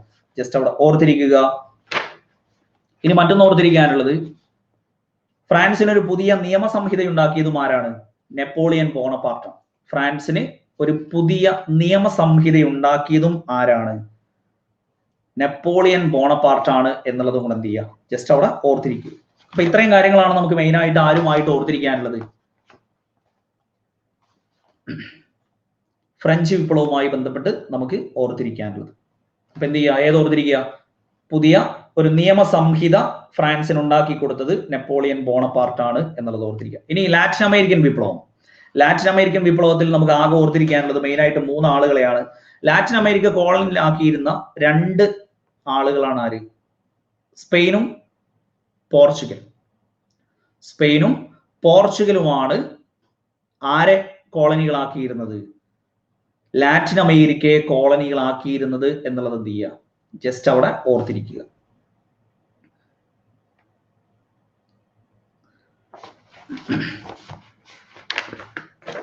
അപ്പൊ ജസ്റ്റ് അവിടെ ഓർത്തിരിക്കുക. റൂസോയുടെ സോഷ്യൽ കോൺട്രാക്ട്, അതൊക്കെ നമ്മൾ മുമ്പ് പറഞ്ഞാണ്, സാമൂഹ്യ ഉടമ്പടി കേട്ടോ. അതിൽ അദ്ദേഹത്തിന്റെ ഒരു ആശയം എന്ത് ചെയ്തിട്ടുണ്ടായിരുന്നു? അവിടെ പറഞ്ഞിട്ടുണ്ടായിരുന്നു, അത് വിട്ടുപോയതാണ്. അതായത് ഭരിക്കുന്നവരും ഭരിക്കപ്പെടുന്നവരും തമ്മിലുള്ള ഒരു സാമൂഹിക ഉടമ്പടിയുടെ ഫലമാണ് ഭരണകൂടം. മനസ്സിലായോ? ഫ്രഞ്ച് വിപ്ലവവുമായി ബന്ധപ്പെട്ട് തത്വചിന്തകരുടെ പേര് നമ്മൾ പറഞ്ഞു. റൂസോ, വോൾട്ടയർ, മോണ്ടെസ്ക്യൂ, 3 ആളെ പറഞ്ഞു. അതിൽ റൂസോ സാമൂഹ്യ ഉടമ്പടി അദ്ദേഹത്തിന്റെ പുസ്തകമാണ്. അതിൽ പറഞ്ഞിരിക്കുന്ന ഒരു കാര്യമാണ് ഇത്. ഭരിക്കുന്നവരും ഭരിക്കപ്പെടുന്നവരും തമ്മിലുള്ള ഒരു ഉടമ്പടിയുടെ ഫലമാണ് ഇത് ഭരണകൂടം എന്നുള്ളത് എന്ത് ചെയ്തിട്ടുള്ളത്? പറഞ്ഞിട്ടുള്ളത് കേട്ടോ. അതൊന്നും ഇപ്പോഴത്തെ ടെക്സ്റ്റിൽ പറയുന്നില്ല. ഈ തെയ്ത്ത് നികുതി അതൊക്കെ പ്രഭുക്കന്മാർക്ക് കൊടുക്കുന്ന നികുതിയായിരുന്നു. തിലെ തെയ്ത്ത് എന്നൊക്കെ പറയുന്ന നികുതികൾ കേട്ടോ. വാട്ടർലൂ യുദ്ധം ചോദിക്കാറുണ്ട് 1815 എന്നുള്ളത് ഓർത്തിരുന്നാൽ മതി. വാട്ടർലൂ യുദ്ധം 1815 എന്നുള്ളത് എന്ത് ചെയ്താൽ മതി? ജസ്റ്റ് അവിടെ ഓർത്തിരുന്നാൽ മതി. അതായത് നെപ്പോളിയൻ പരാജയപ്പെട്ട യുദ്ധമാണ് ഇത്, വാട്ടർലൂ യുദ്ധം. അപ്പൊ നെപ്പോളിയൻ പരാജയപ്പെട്ട യുദ്ധമാണ് വാട്ടർലൂ യുദ്ധം എന്നുള്ളത് ഓർത്തിരിക്കുക. റൂസോയുടെ പുസ്തകമാണ് സാമൂഹ്യ ഉടമ്പടി എന്നുള്ളത് എന്ത് ചെയ്യുക? ജസ്റ്റ് അവിടെ ഓർത്തിരിക്കുക. അപ്പൊ ഫ്രഞ്ച് വിപ്ലവം തീർന്നു, ഇനി അതിലേക്ക് പോകില്ല കേട്ടോ. ലാറ്റിൻ അമേരിക്കൻ വിപ്ലവം ഞാൻ പറഞ്ഞു. ലാറ്റിൻ അമേരിക്കയെ കോളനിയിലാക്കിയിരുന്നത് സ്പെയിനും പോർച്ചുഗലുമായിരുന്നു. സ്പെയിനും പോർച്ചുഗലുമാണ് ലാറ്റിൻ അമേരിക്കയെ കോളനികളാക്കിയിരുന്നത് എന്നുള്ളത് എന്ത് ചെയ്യുക, ജസ്റ്റ് അവിടെ ഓർത്തിരിക്കുക. പിന്നെയോ അവിടെ മെയിൻ ആയിട്ടുള്ള നേതാക്കൾ എന്ന് പറയുന്നത് ലാറ്റിൻ അമേരിക്കയുടെ വിമോചകൻ എന്നറിയപ്പെടുന്നത് Simon Bolivar.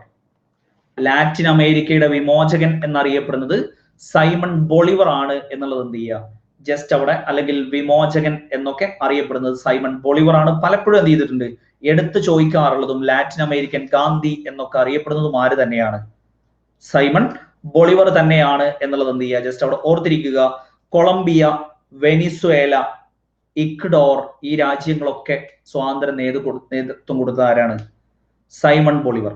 Colombia, Venezuela, Ecuador, Bolivia ഇതൊക്കെ സൈമൺ ബൊളിവർ ആണെന്ന് ഓർത്തിരിക്കുക. ബൊളിവർ എന്നുള്ളതിൽ തന്നെ സ്പെയിനും പോർച്ചുഗലും കേട്ടോ, സ്പെയിനും പോർച്ചുഗലും. അപ്പൊ സൈമൺ ബൊളിവർ എന്നുള്ളതിൽ തന്നെ ബൊളീവിയ ഉണ്ട്, പിന്നെയോ കൊളംബിയ, വെനിസ്വേല, ഇക്വഡോർ. ആൾറെഡി നിങ്ങൾ ടെക്സ്റ്റ് വായിച്ച ആളുകളാവും എന്ന് വിചാരിച്ചിട്ടാണ് എന്ത് ചെയ്യുന്നത്, അടിച്ചു പോണത് കേട്ടോ. ആ ടെക്സ്റ്റ് വായിച്ച ആളുകൾക്ക് ഇന്ന് കേട്ടറിന്റെ പരീക്ഷ എഴുതിയിട്ടുണ്ടെങ്കിൽ അവിടെ അറിയാൻ പറ്റും.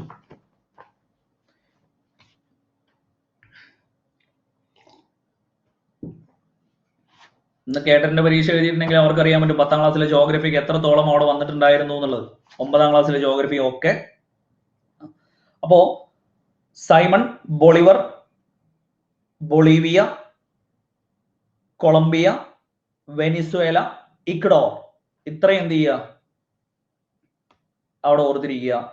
ഇനിയോ അദ്ദേഹത്തിന്റെ കൂടെ തന്നെ ഉണ്ടായിരുന്നാണ് ആര്, ഫ്രാൻസിസ്കോ മിരാണ്ട. മിരാണ്ടക്ക് നമ്മൾ എന്ത് ചെയ്യേണ്ട, പ്രത്യേകിച്ച് രാജ്യങ്ങളൊന്നും ഓർത്തിരിക്കേണ്ട.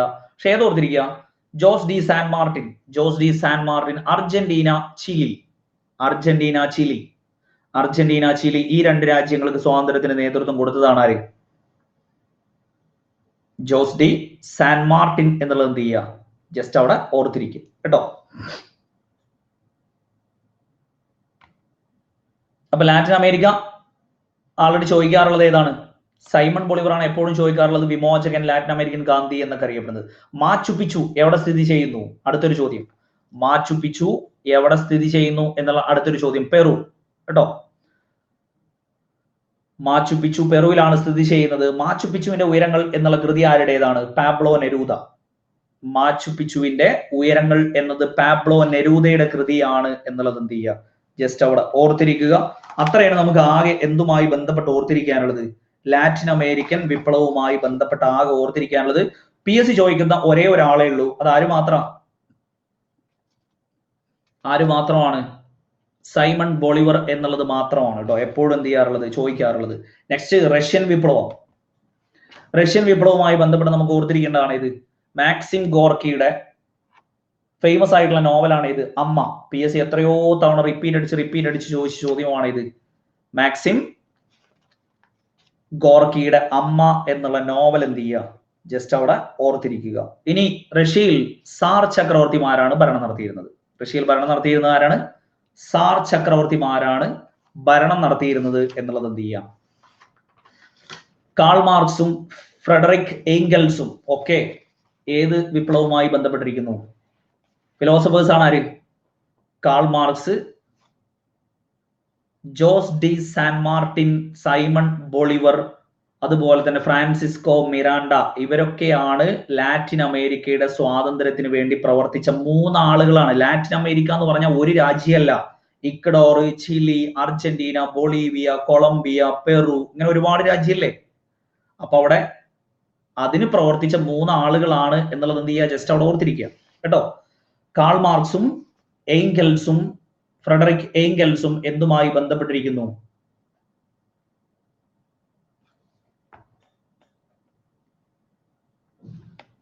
റഷ്യൻ വിപ്ലവവുമായി ബന്ധപ്പെട്ടിരിക്കുന്നു എന്നുള്ളത് എന്ത് ചെയ്യുക, ജസ്റ്റ് അവിടെ ഓർത്തിരിക്കുക.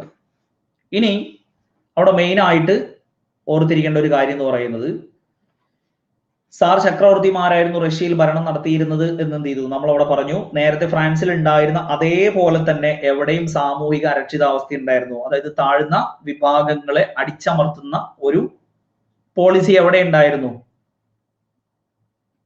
ബ്രസീൽ പോർച്ചുഗീസ് കോളനിയാണ് കേട്ടോ. അതൊക്കെ സെപ്പറേറ്റ് വരുന്നതാണ്.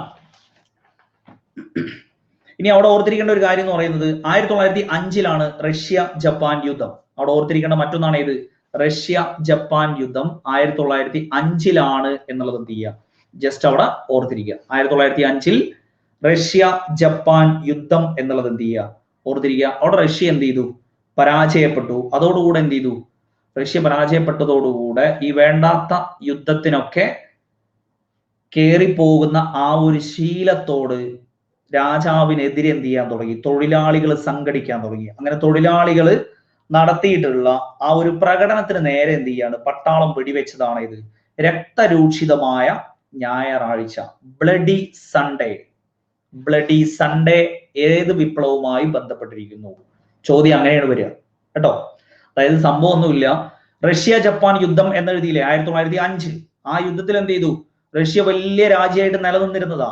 പക്ഷേ ഏഷ്യൻ രാജ്യമായിട്ടുള്ള ജപ്പാനോട് അങ്ങോട്ട് പരാജയപ്പെട്ടപ്പോൾ ഉള്ള വിലയൊക്കെ അങ്ങോട്ട് പോയി.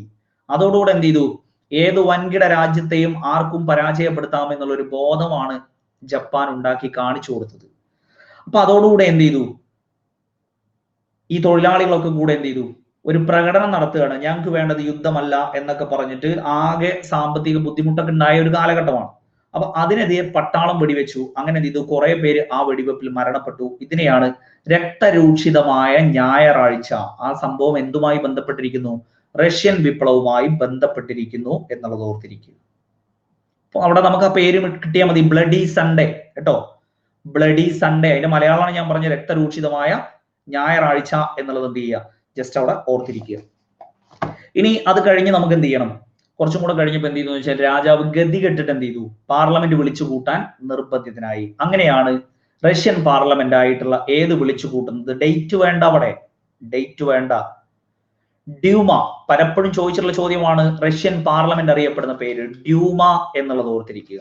അപ്പൊ റഷ്യൻ പാർലമെന്റ് ഡ്യൂമ വിളിച്ചു കൂട്ടാൻ ആര് നിർബന്ധിതനായി, ഈ നിക്കോളാസ് രണ്ടാമൻ, ആ സമയത്തുള്ള ചക്രവർത്തിയാണ്.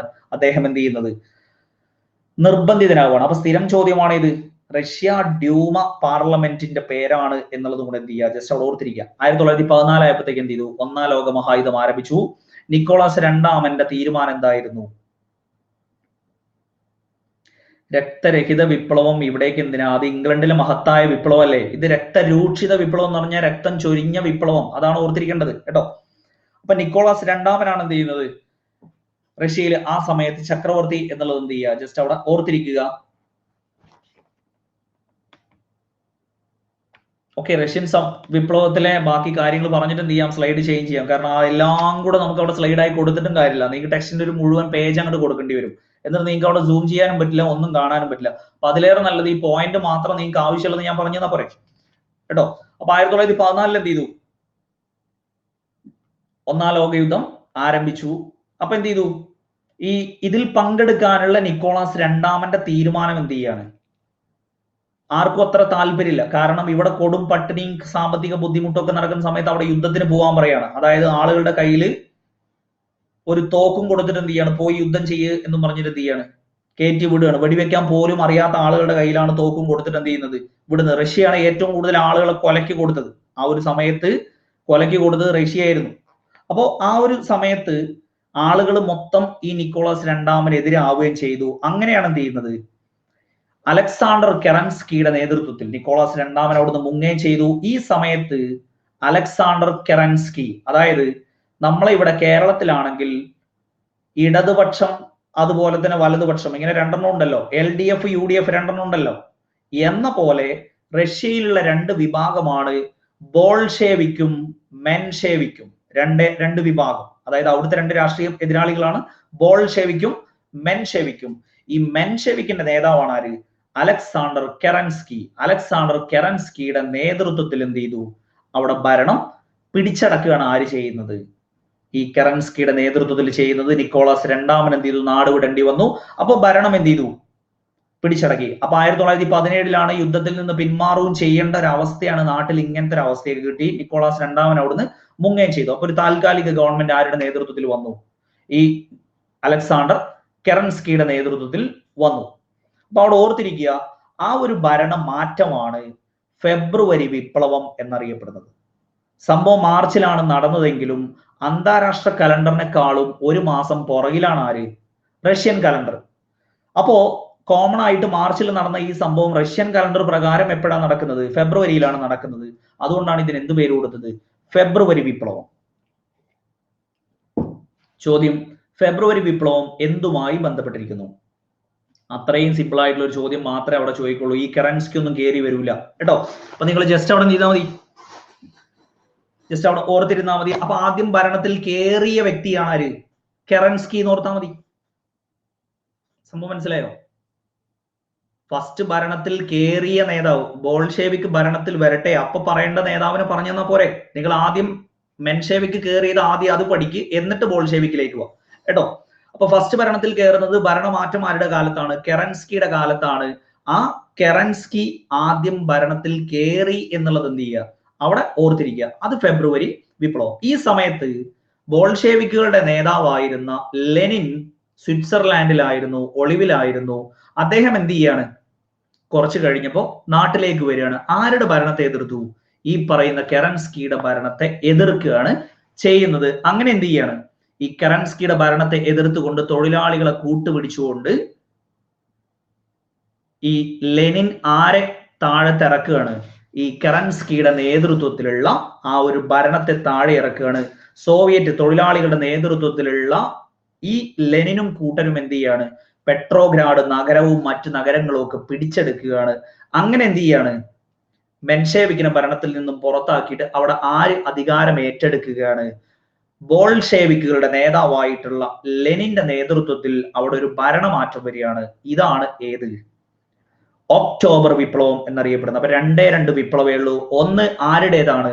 മെൻഷേവിക്കുകളുടെ നേതൃത്വത്തിൽ ആദ്യം ഭരണം വന്നു. പിന്നെയോ ഇവിടെ ബോൾഷേവിക്കുകളുടെ നേതൃത്വത്തിൽ സോവിയറ്റുകൾ തൊഴിലാളികളുടെ നേതൃത്വത്തിൽ തൊഴിലാളികൾക്കാണ് ഭരണം എന്ന് ലെനിൻ റേഡിയോയെ അഭിസംബോധന ചെയ്തുകൊണ്ട് പറയുകയാണ്.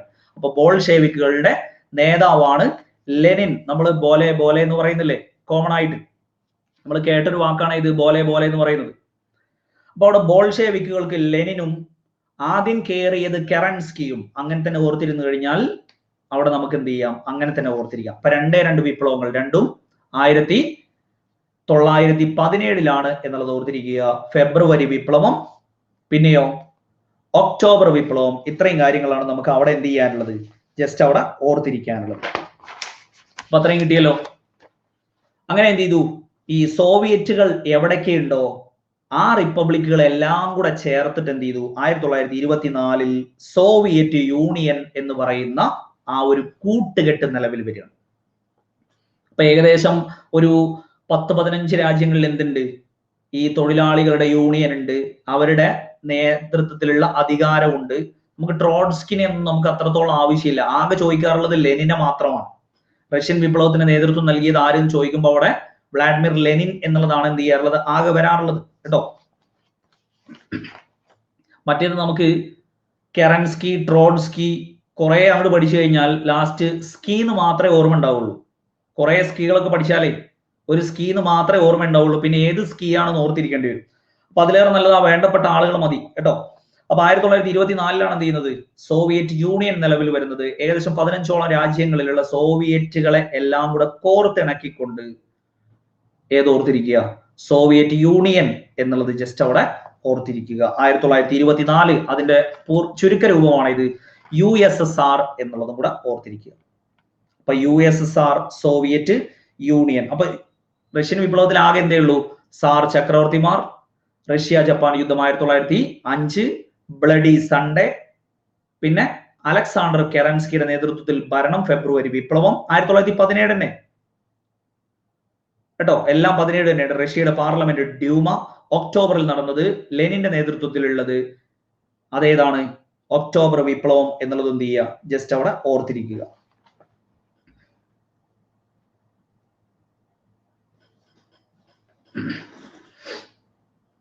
സോവിയറ്റ് യൂണിയൻ നിലവിൽ വരുന്നതാണ് ഏത്? 1924-22 രൂപീകരിച്ചു കൂടി തീരുമാനമായെങ്കിലും രണ്ടും, അതായത് ഫെബ്രുവരി വിപ്ലവം ആണെങ്കിലും ഒക്ടോബർ വിപ്ലവം ആണെങ്കിലും 1917. റഷ്യൻ വിപ്ലവം നടന്ന വർഷം എന്നാണ് അവിടെ ചോദിക്കുക കേട്ടോ. റഷ്യൻ വിപ്ലവം നടന്ന വർഷം എന്നാണ് അവിടെ എന്ത് ചെയ്യുക? ചോദിക്കുക. 1917 എന്നുള്ളത് എന്ത് ചെയ്യുക? ജസ്റ്റ് അവിടെ ഓർത്തിരിക്കുക. സോവിയറ്റ് യൂണിയൻ അല്ലെങ്കിൽ മറ്റൊരു പേര് USSR, socialist Soviet socialist republic എന്നുള്ളതാണ് കേട്ടോ. Union of Soviet socialist republic എന്നുള്ളത് എന്ത് ചെയ്യുക, ജസ്റ്റ് അവിടെ ഓർത്തിരിക്കുക. അപ്പൊ ഇത്രയും കാര്യങ്ങൾ റഷ്യൻ വിപ്ലവവുമായിട്ട് ഓർത്തിരിക്കുക. നെക്സ്റ്റ് ചൈനീസ് വിപ്ലവം. USSR രൂപീകരിക്കാനുള്ള തീരുമാനമാണ് 1922. സോവിയറ്റ് യൂണിയൻ നിലവിൽ വരുന്ന എപ്പോഴാണ്? ഭരണഘടന നിലവിൽ വരുന്നതോടുകൂടെയാണ് കേട്ടോ. 22 സോവിയറ്റുകളുടെ റിപ്പബ്ലിക് രൂപീകരിക്കാൻ തീരുമാനമായി.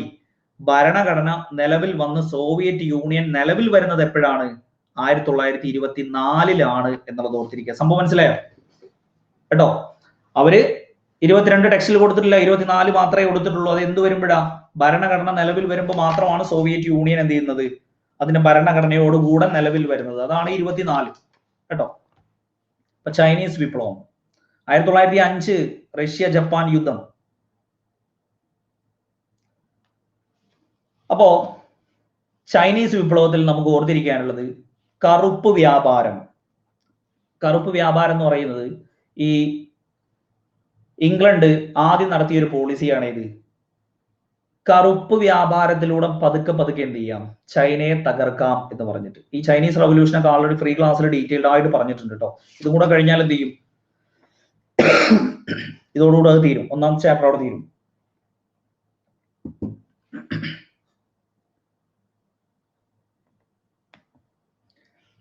ഇപ്പൊ ചൈനീസ് വിപ്ലവം ഏകദേശം ഒരു 16-ാം നൂറ്റാണ്ട് മുതൽ തന്നെ എന്ത് ചെയ്യണം, ഇല്ല ഇന്നൊറ്റ ചാപ്റ്ററുകൾ നാളെ മറ്റന്നാളുമായിട്ട് നാളെ എന്ത് ചെയ്യാം, 2-3 ചാപ്റ്ററുകൾ കൂട്ടാൻ പറ്റുന്ന അത്രയും കൂട്ടാം കേട്ടോ.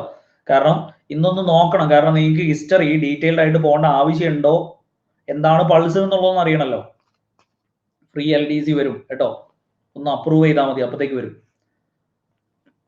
അപ്പോ 16-ാം നൂറ്റാണ്ട് മുതൽ തന്നെ എന്ത് ചെയ്തിട്ടുണ്ട്, യൂറോപ്യൻസ് എവിടെ കയറി നിരങ്ങാൻ തുടങ്ങിയിട്ടുണ്ട്, ചൈനയിൽ കയറി നിരങ്ങാൻ തുടങ്ങിയിട്ടുണ്ട്. അപ്പൊ കുറെ ആളുകൾ ഉള്ളതുകൊണ്ട് ഇംഗ്ലണ്ട് നടപ്പിലാക്കിയ ഒരു പദ്ധതിയാണ്, നമുക്ക് പതുക്കെ എന്ത് ചെയ്യാം,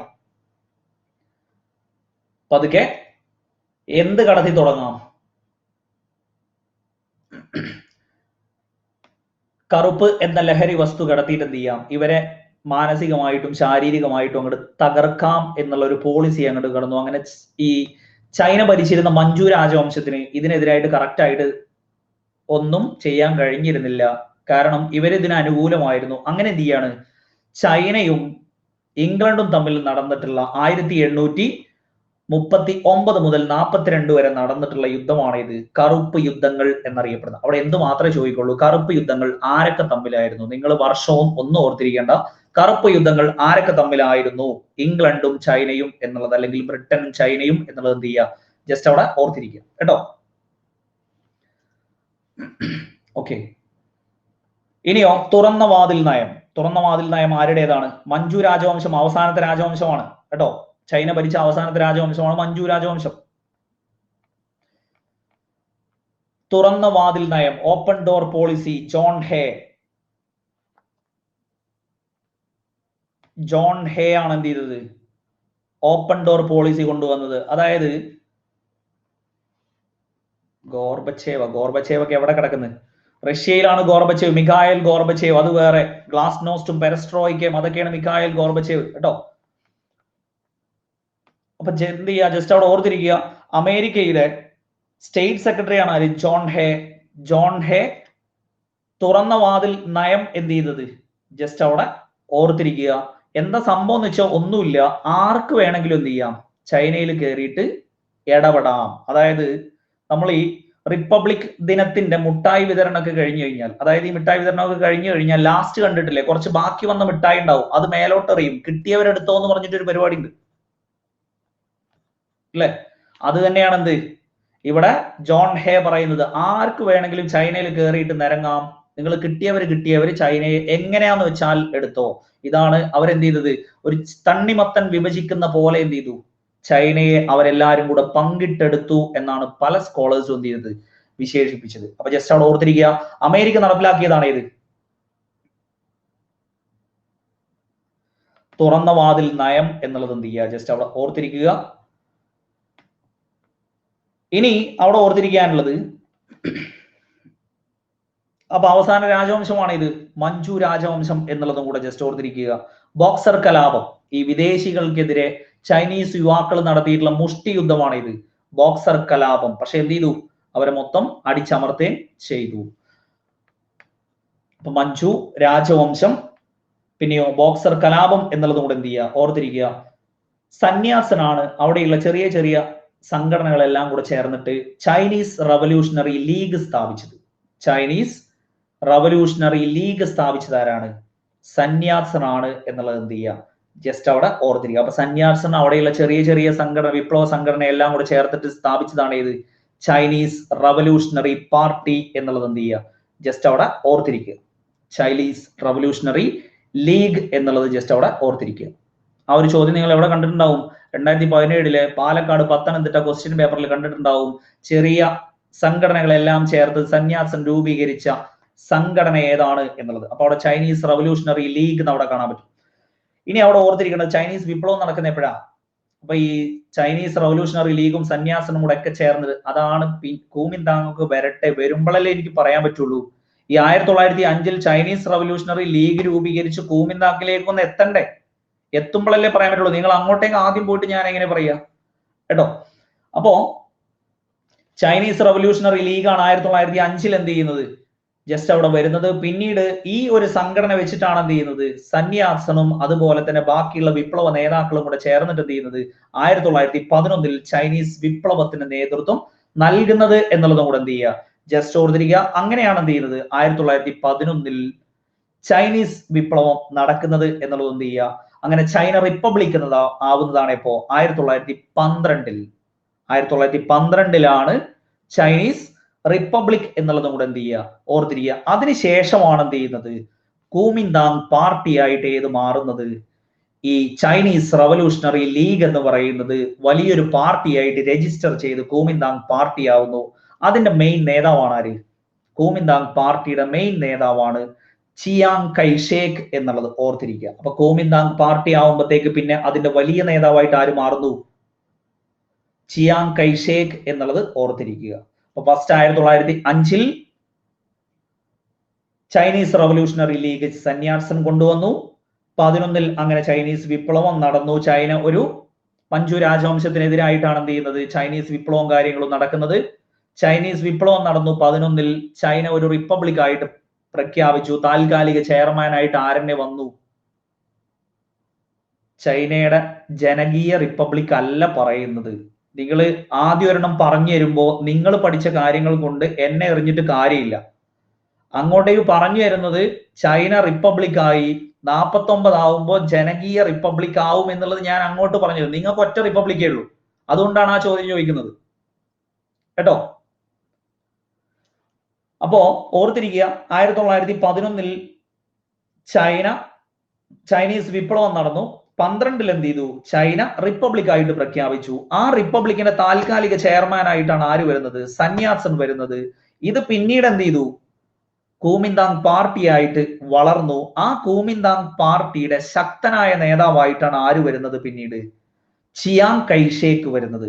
ഈ ചിയാങ് കൈഷേക്ക് വന്നതോടുകൂടെ എന്ത് ചെയ്യാണ്, നേരത്തെ അതിലുണ്ടായിരുന്ന മാവോ സേത്തുങ് ഒക്കെ എന്ത് ചെയ്യാണ്, പുറത്തു പോവുകയാണ് ചെയ്യുന്നത്. മാവോ സേത്തുങ് പതുക്കെ എന്ത് ചെയ്യാണ്, അവിടെ ചുവപ്പ് സേന എന്നൊക്കെ പറഞ്ഞിട്ട് എന്ത് ചെയ്യാണ്, ചൈനീസ് കമ്മ്യൂണിസ്റ്റ് പാർട്ടി രൂപീകരിക്കുകയാണ് ചെയ്യുന്നത്. അപ്പൊ രണ്ടും ഓപ്പോസിറ്റ് വരുന്നതാണ് ആര്, കൂമിന്താങ് പാർട്ടി ഒരു വശത്തും Marxist party Chinese communist party എന്ന് പറഞ്ഞിട്ട് ഓപ്പോസിറ്റും എന്ത് ചെയ്തു, വരികയും ചെയ്തു. അങ്ങനെ ഈ ചിയാങ് കൈഷേക്കിന്റെ ദുർഭരണത്തിനെതിരെ എന്ത് ചെയ്യാണ്, ചൈനീസ് കമ്മ്യൂണിസ്റ്റ് പാർട്ടിയെ വെച്ച് അതിന്റെ വോളണ്ടിയേഴ്സിനെ വെച്ച് ഒരു ലോങ് മാർച്ച് ആര് നടത്തുകയാണ്, മാവോ സേത്തുങ് നടത്തുകയാണ്. അപ്പൊ അവിടെ ഒരു ചോദ്യം എന്താണ്, കൂമിന്താങ് പാർട്ടിയുടെ ശക്തനായ നേതാവ് എന്ന് ചോദിച്ചാൽ അവിടെ ചിയാങ് കൈഷേക്കാണ് ഉത്തരം.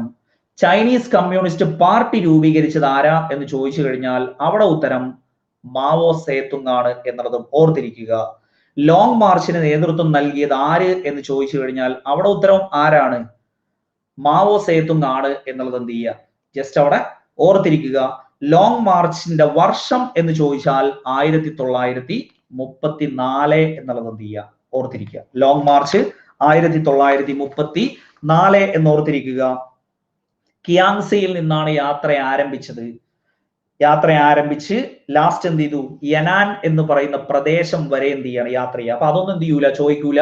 പക്ഷെ ഏത് ചോദിച്ചതാണ്, ലോങ് മാർച്ച് നടത്തിയത് ആരാണ് എന്ന് ചോദിച്ചതാണ്. ലോങ് മാർച്ചിന്റെ വർഷം 1934 എന്ന് ചോദിച്ചതാണ്. ലോങ് മാർച്ചിന് നേതൃത്വം കൊടുത്തത് മാവോ സേത്തുങ് എന്നുള്ളത് എന്ത് ചെയ്യുക, ജസ്റ്റ് അവിടെ ഓർത്തിരിക്കുക. അപ്പൊ Mao Zedong 1934 long March, Chinese communist പാർട്ടിയുടെ നേതാവ്, അത്രയും ഓർത്തിരിക്കുക. അങ്ങനെ ഈ ഒരു മാവോ സേതുങ്ങിന്റെ നേതൃത്വത്തിലുള്ള ലോങ് മാർച്ച് ഒക്കെ കഴിഞ്ഞു വന്നപ്പോഴത്തേക്ക് ഏകദേശം 39 എന്ത് ചെയ്തു, രണ്ടാം ലോക മഹായുദ്ധം ആരംഭിച്ചു. അപ്പോ ജപ്പാനെ പൊതുശത്രുവായിട്ട് കിട്ടിയപ്പോ എന്ത് ചെയ്തു, ആ ഷെൻസി, യനാൻ ഇതൊക്കെ പറയും, കോമൺ പ്ലേസ് ആണ്, അത് നിങ്ങൾ നോക്കണ്ട കേട്ടോ. കിയാങ്സി അതുപോലെ തന്നെ ഷെൻസി വരെ എന്നുള്ളതൊക്കെ കോമൺ ആയിട്ട് പറയുന്ന പ്ലേസുകളാണ്. അത് പ്രോപ്പർ പ്ലേസ് ആണ് യനൻ എന്നൊക്കെ പറയുന്നത്. നമുക്ക് ആ ഭാഗയെ പഠിക്കണ്ട, നിങ്ങൾ ആ പ്ലേസേ പഠിക്കണ്ട. ലോങ് മാർച്ച് ആണെന്നും 34 മാവോ സേത്തുങ് എന്നുള്ളത് പഠിച്ചാൽ മതി കേട്ടോ. ഇനി 39 ആയപ്പോ എന്ത് ചെയ്തു, ജപ്പാനെതിരെ ഈ പറയുന്ന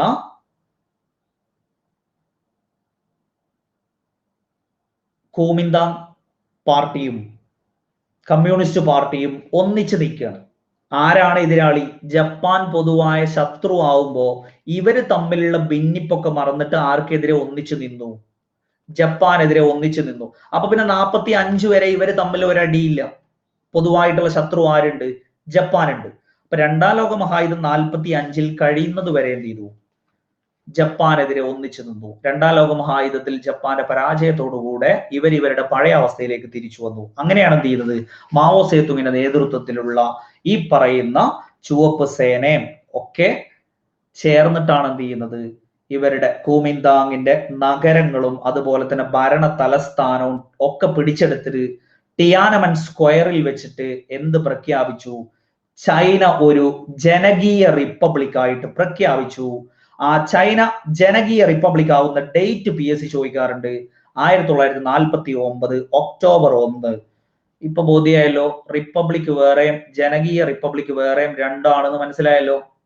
1949 ഒക്ടോബർ 1 എന്നുള്ളത് എന്ത് ചെയ്യുക, ജസ്റ്റ് അവിടെ ഓർത്തിരിക്കുക. അപ്പൊ ചൈന റിപ്പബ്ലിക് ആയത് എന്നാന്ന് ചോദിച്ചാൽ 1911 ചൈന ജനകീയ റിപ്പബ്ലിക് ആയത് എന്നാണ് എന്ന് ചോദിച്ചു കഴിഞ്ഞാൽ അത് 1949 ഒക്ടോബർ 1 എന്നുള്ളത് എന്ത് ചെയ്യുക, ജസ്റ്റ് അവിടെ ഓർത്തിരിക്കുക.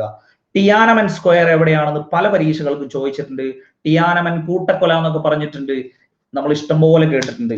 അതായത് കുറെ അധ്യാപകരെയും വിദ്യാർത്ഥികളെയൊക്കെ എന്ത് ചെയ്തിട്ടുണ്ട്, ചൈനീസ് വിപ്ലവം 1911, ചൈന റിപ്പബ്ലിക് ആയത് 1912. ഞാൻ ആ പറഞ്ഞത് മാറിയതാണ് കേട്ടോ. ചൈന റിപ്പബ്ലിക് ആയത് 1912, ചൈനീസ് വിപ്ലവം 1911. ആ രണ്ടെണ്ണം ജസ്റ്റ് അവിടെ ഒരുമിച്ച് പറഞ്ഞതാണ് കേട്ടോ. ചൈന ജനകീയ റിപ്പബ്ലിക് ആയത് 1949 ഒക്ടോബർ 1 എന്നുള്ളത് എന്ത് ചെയ്യുക, ജസ്റ്റ് അവിടെ ഓർത്തിരിക്കുക. ഇനിയോ ടിയാനമൻ സ്ക്വയർ ബെയ്ജിങ്ങിലാണ് എന്നുള്ളത് ഓർത്തിരിക്കുക. ടിയാനമൻ സ്ക്വയർ ബെയ്ജിങ്ങിലാണ് എന്നുള്ളതും ഓർത്തിരിക്കുക. അപ്പൊ ഇത്രയാണ് എന്ത്, ചൈനീസ് വിപ്ലവം എന്നുള്ളതും ഓർത്തിരിക്കുക കേട്ടോ. അപ്പൊ സന്യാസന്റെ ആശയങ്ങളാണ് ഇത്, ദേശീയത, ജനാധിപത്യം, സോഷ്യലിസം. ദേശീയത, ജനാധിപത്യം, സോഷ്യലിസം എന്നുള്ളത് എന്ത് ചെയ്യുക, ജസ്റ്റ് അവിടെ ഓർത്തിരിക്കുക. അപ്പൊ ചൈനീസ് റിപ്പബ്ലിക്കിന്റെ ആദ്യത്തെ ചെയർമാൻ ആയിട്ട് ആരെ അവരോധിച്ചു, മാവോ സേതുങ്ങിനെയും ആദ്യത്തെ ചൈനീസ് പ്രധാനമന്ത്രിയായിട്ട് ഷൗ എൻ ലായ് അല്ലെങ്കിൽ ഷു എൻ ലായ് എന്നൊക്കെ കാണാറുണ്ട് കേട്ടോ. ചൈന ജനകീയ റിപ്പബ്ലിക് ആയപ്പോ ടിയാനമൻ സ്ക്വയറിൽ വെച്ചാണ് പ്രഖ്യാപിച്ചത് ജനകീയ റിപ്പബ്ലിക് ആയിട്ട്. അല്ലാതെ ചോദിക്കുന്നതാണ്, ടിയാനമൻ കൂട്ടക്കൊല നടന്നിട്ട് ഫേമസ് ആയതാണ് ഈ ടിയാനമൻ സ്ക്വയർ. അങ്ങനെയാണ് എന്ത് ചെയ്തിട്ടുള്ളത്, ഈ ടിയാനമൻ സ്ക്വയർ ഇടയ്ക്കിടയ്ക്ക് PSC ചോദിക്കാൻ തുടങ്ങിയത്. അപ്പൊ ടിയാനമൻ സ്ക്വയർ എവിടെയാണ് ചോദിച്ചാൽ ബെയ്ജിങ് എന്നുള്ളത് എന്ത് ചെയ്യുക, ജസ്റ്റ് അവിടെ ഓർത്തിരിക്കുക. ക്ലാസ് നിങ്ങൾക്ക് റെക്കോർഡ് എന്ത് ചെയ്യാൻ പറ്റും, കാണാൻ പറ്റും. ടിയാനമൻ കൂട്ടക്കൊല നടന്ന വർഷമാണ് ഇത്, 1989 കേട്ടോ. 1989 എന്നുള്ളത് എന്ത് ചെയ്യുക, ജസ്റ്റ് അവിടെ ഓർത്തിരിക്കുക. ടിയാനമൻ കൂട്ടക്കൊല നടന്ന വർഷമാണ് ഇത്. പ്രധാനമന്ത്രി Zhou N Lai, Mao Zedong president അല്ലെങ്കിൽ ചെയർമാൻ കേട്ടോ. പ്രസിഡന്റ് അല്ലെങ്കിൽ ചെയർമാൻ എന്നുള്ളത് എന്ത് ചെയ്യുക, ജസ്റ്റ് അവിടെ ഓർത്തിരിക്കുക.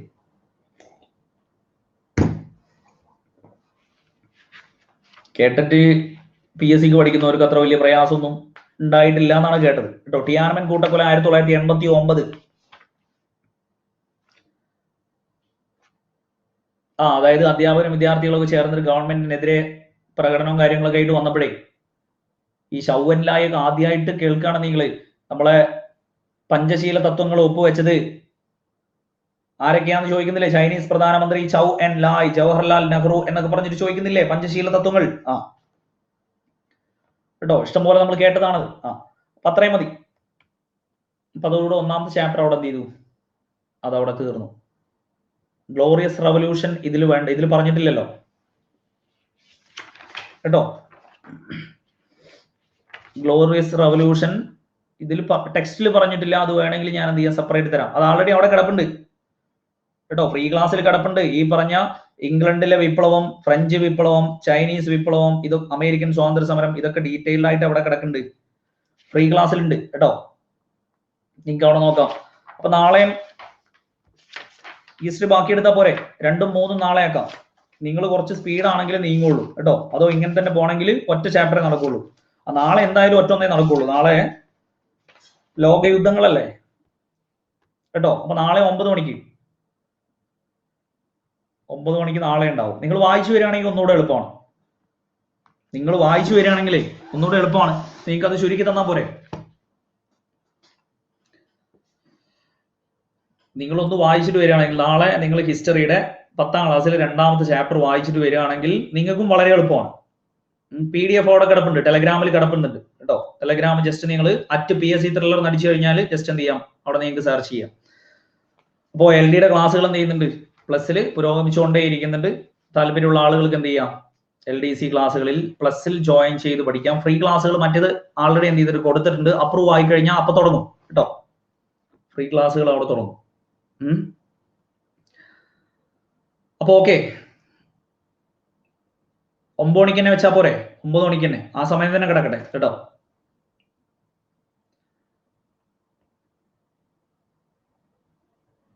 ഓക്കെ, കേട്ടതിന്റെ ക്വസ്റ്റ്യൻ പേപ്പർ ഞാൻ നോക്കിയിട്ട് എന്ത് ചെയ്യാം, ടെലഗ്രാമിൽ ഇട്ട് തരാം. കാരണം ഫുള്ള് വന്നത് ഏതാണ്?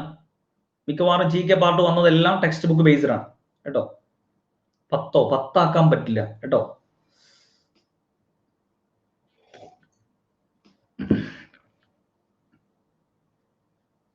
ഓക്കെ, അപ്പൊ നാളെ കാണാം. അപ്പൊ എല്ലാവരോടും ഗുഡ് നൈറ്റ്.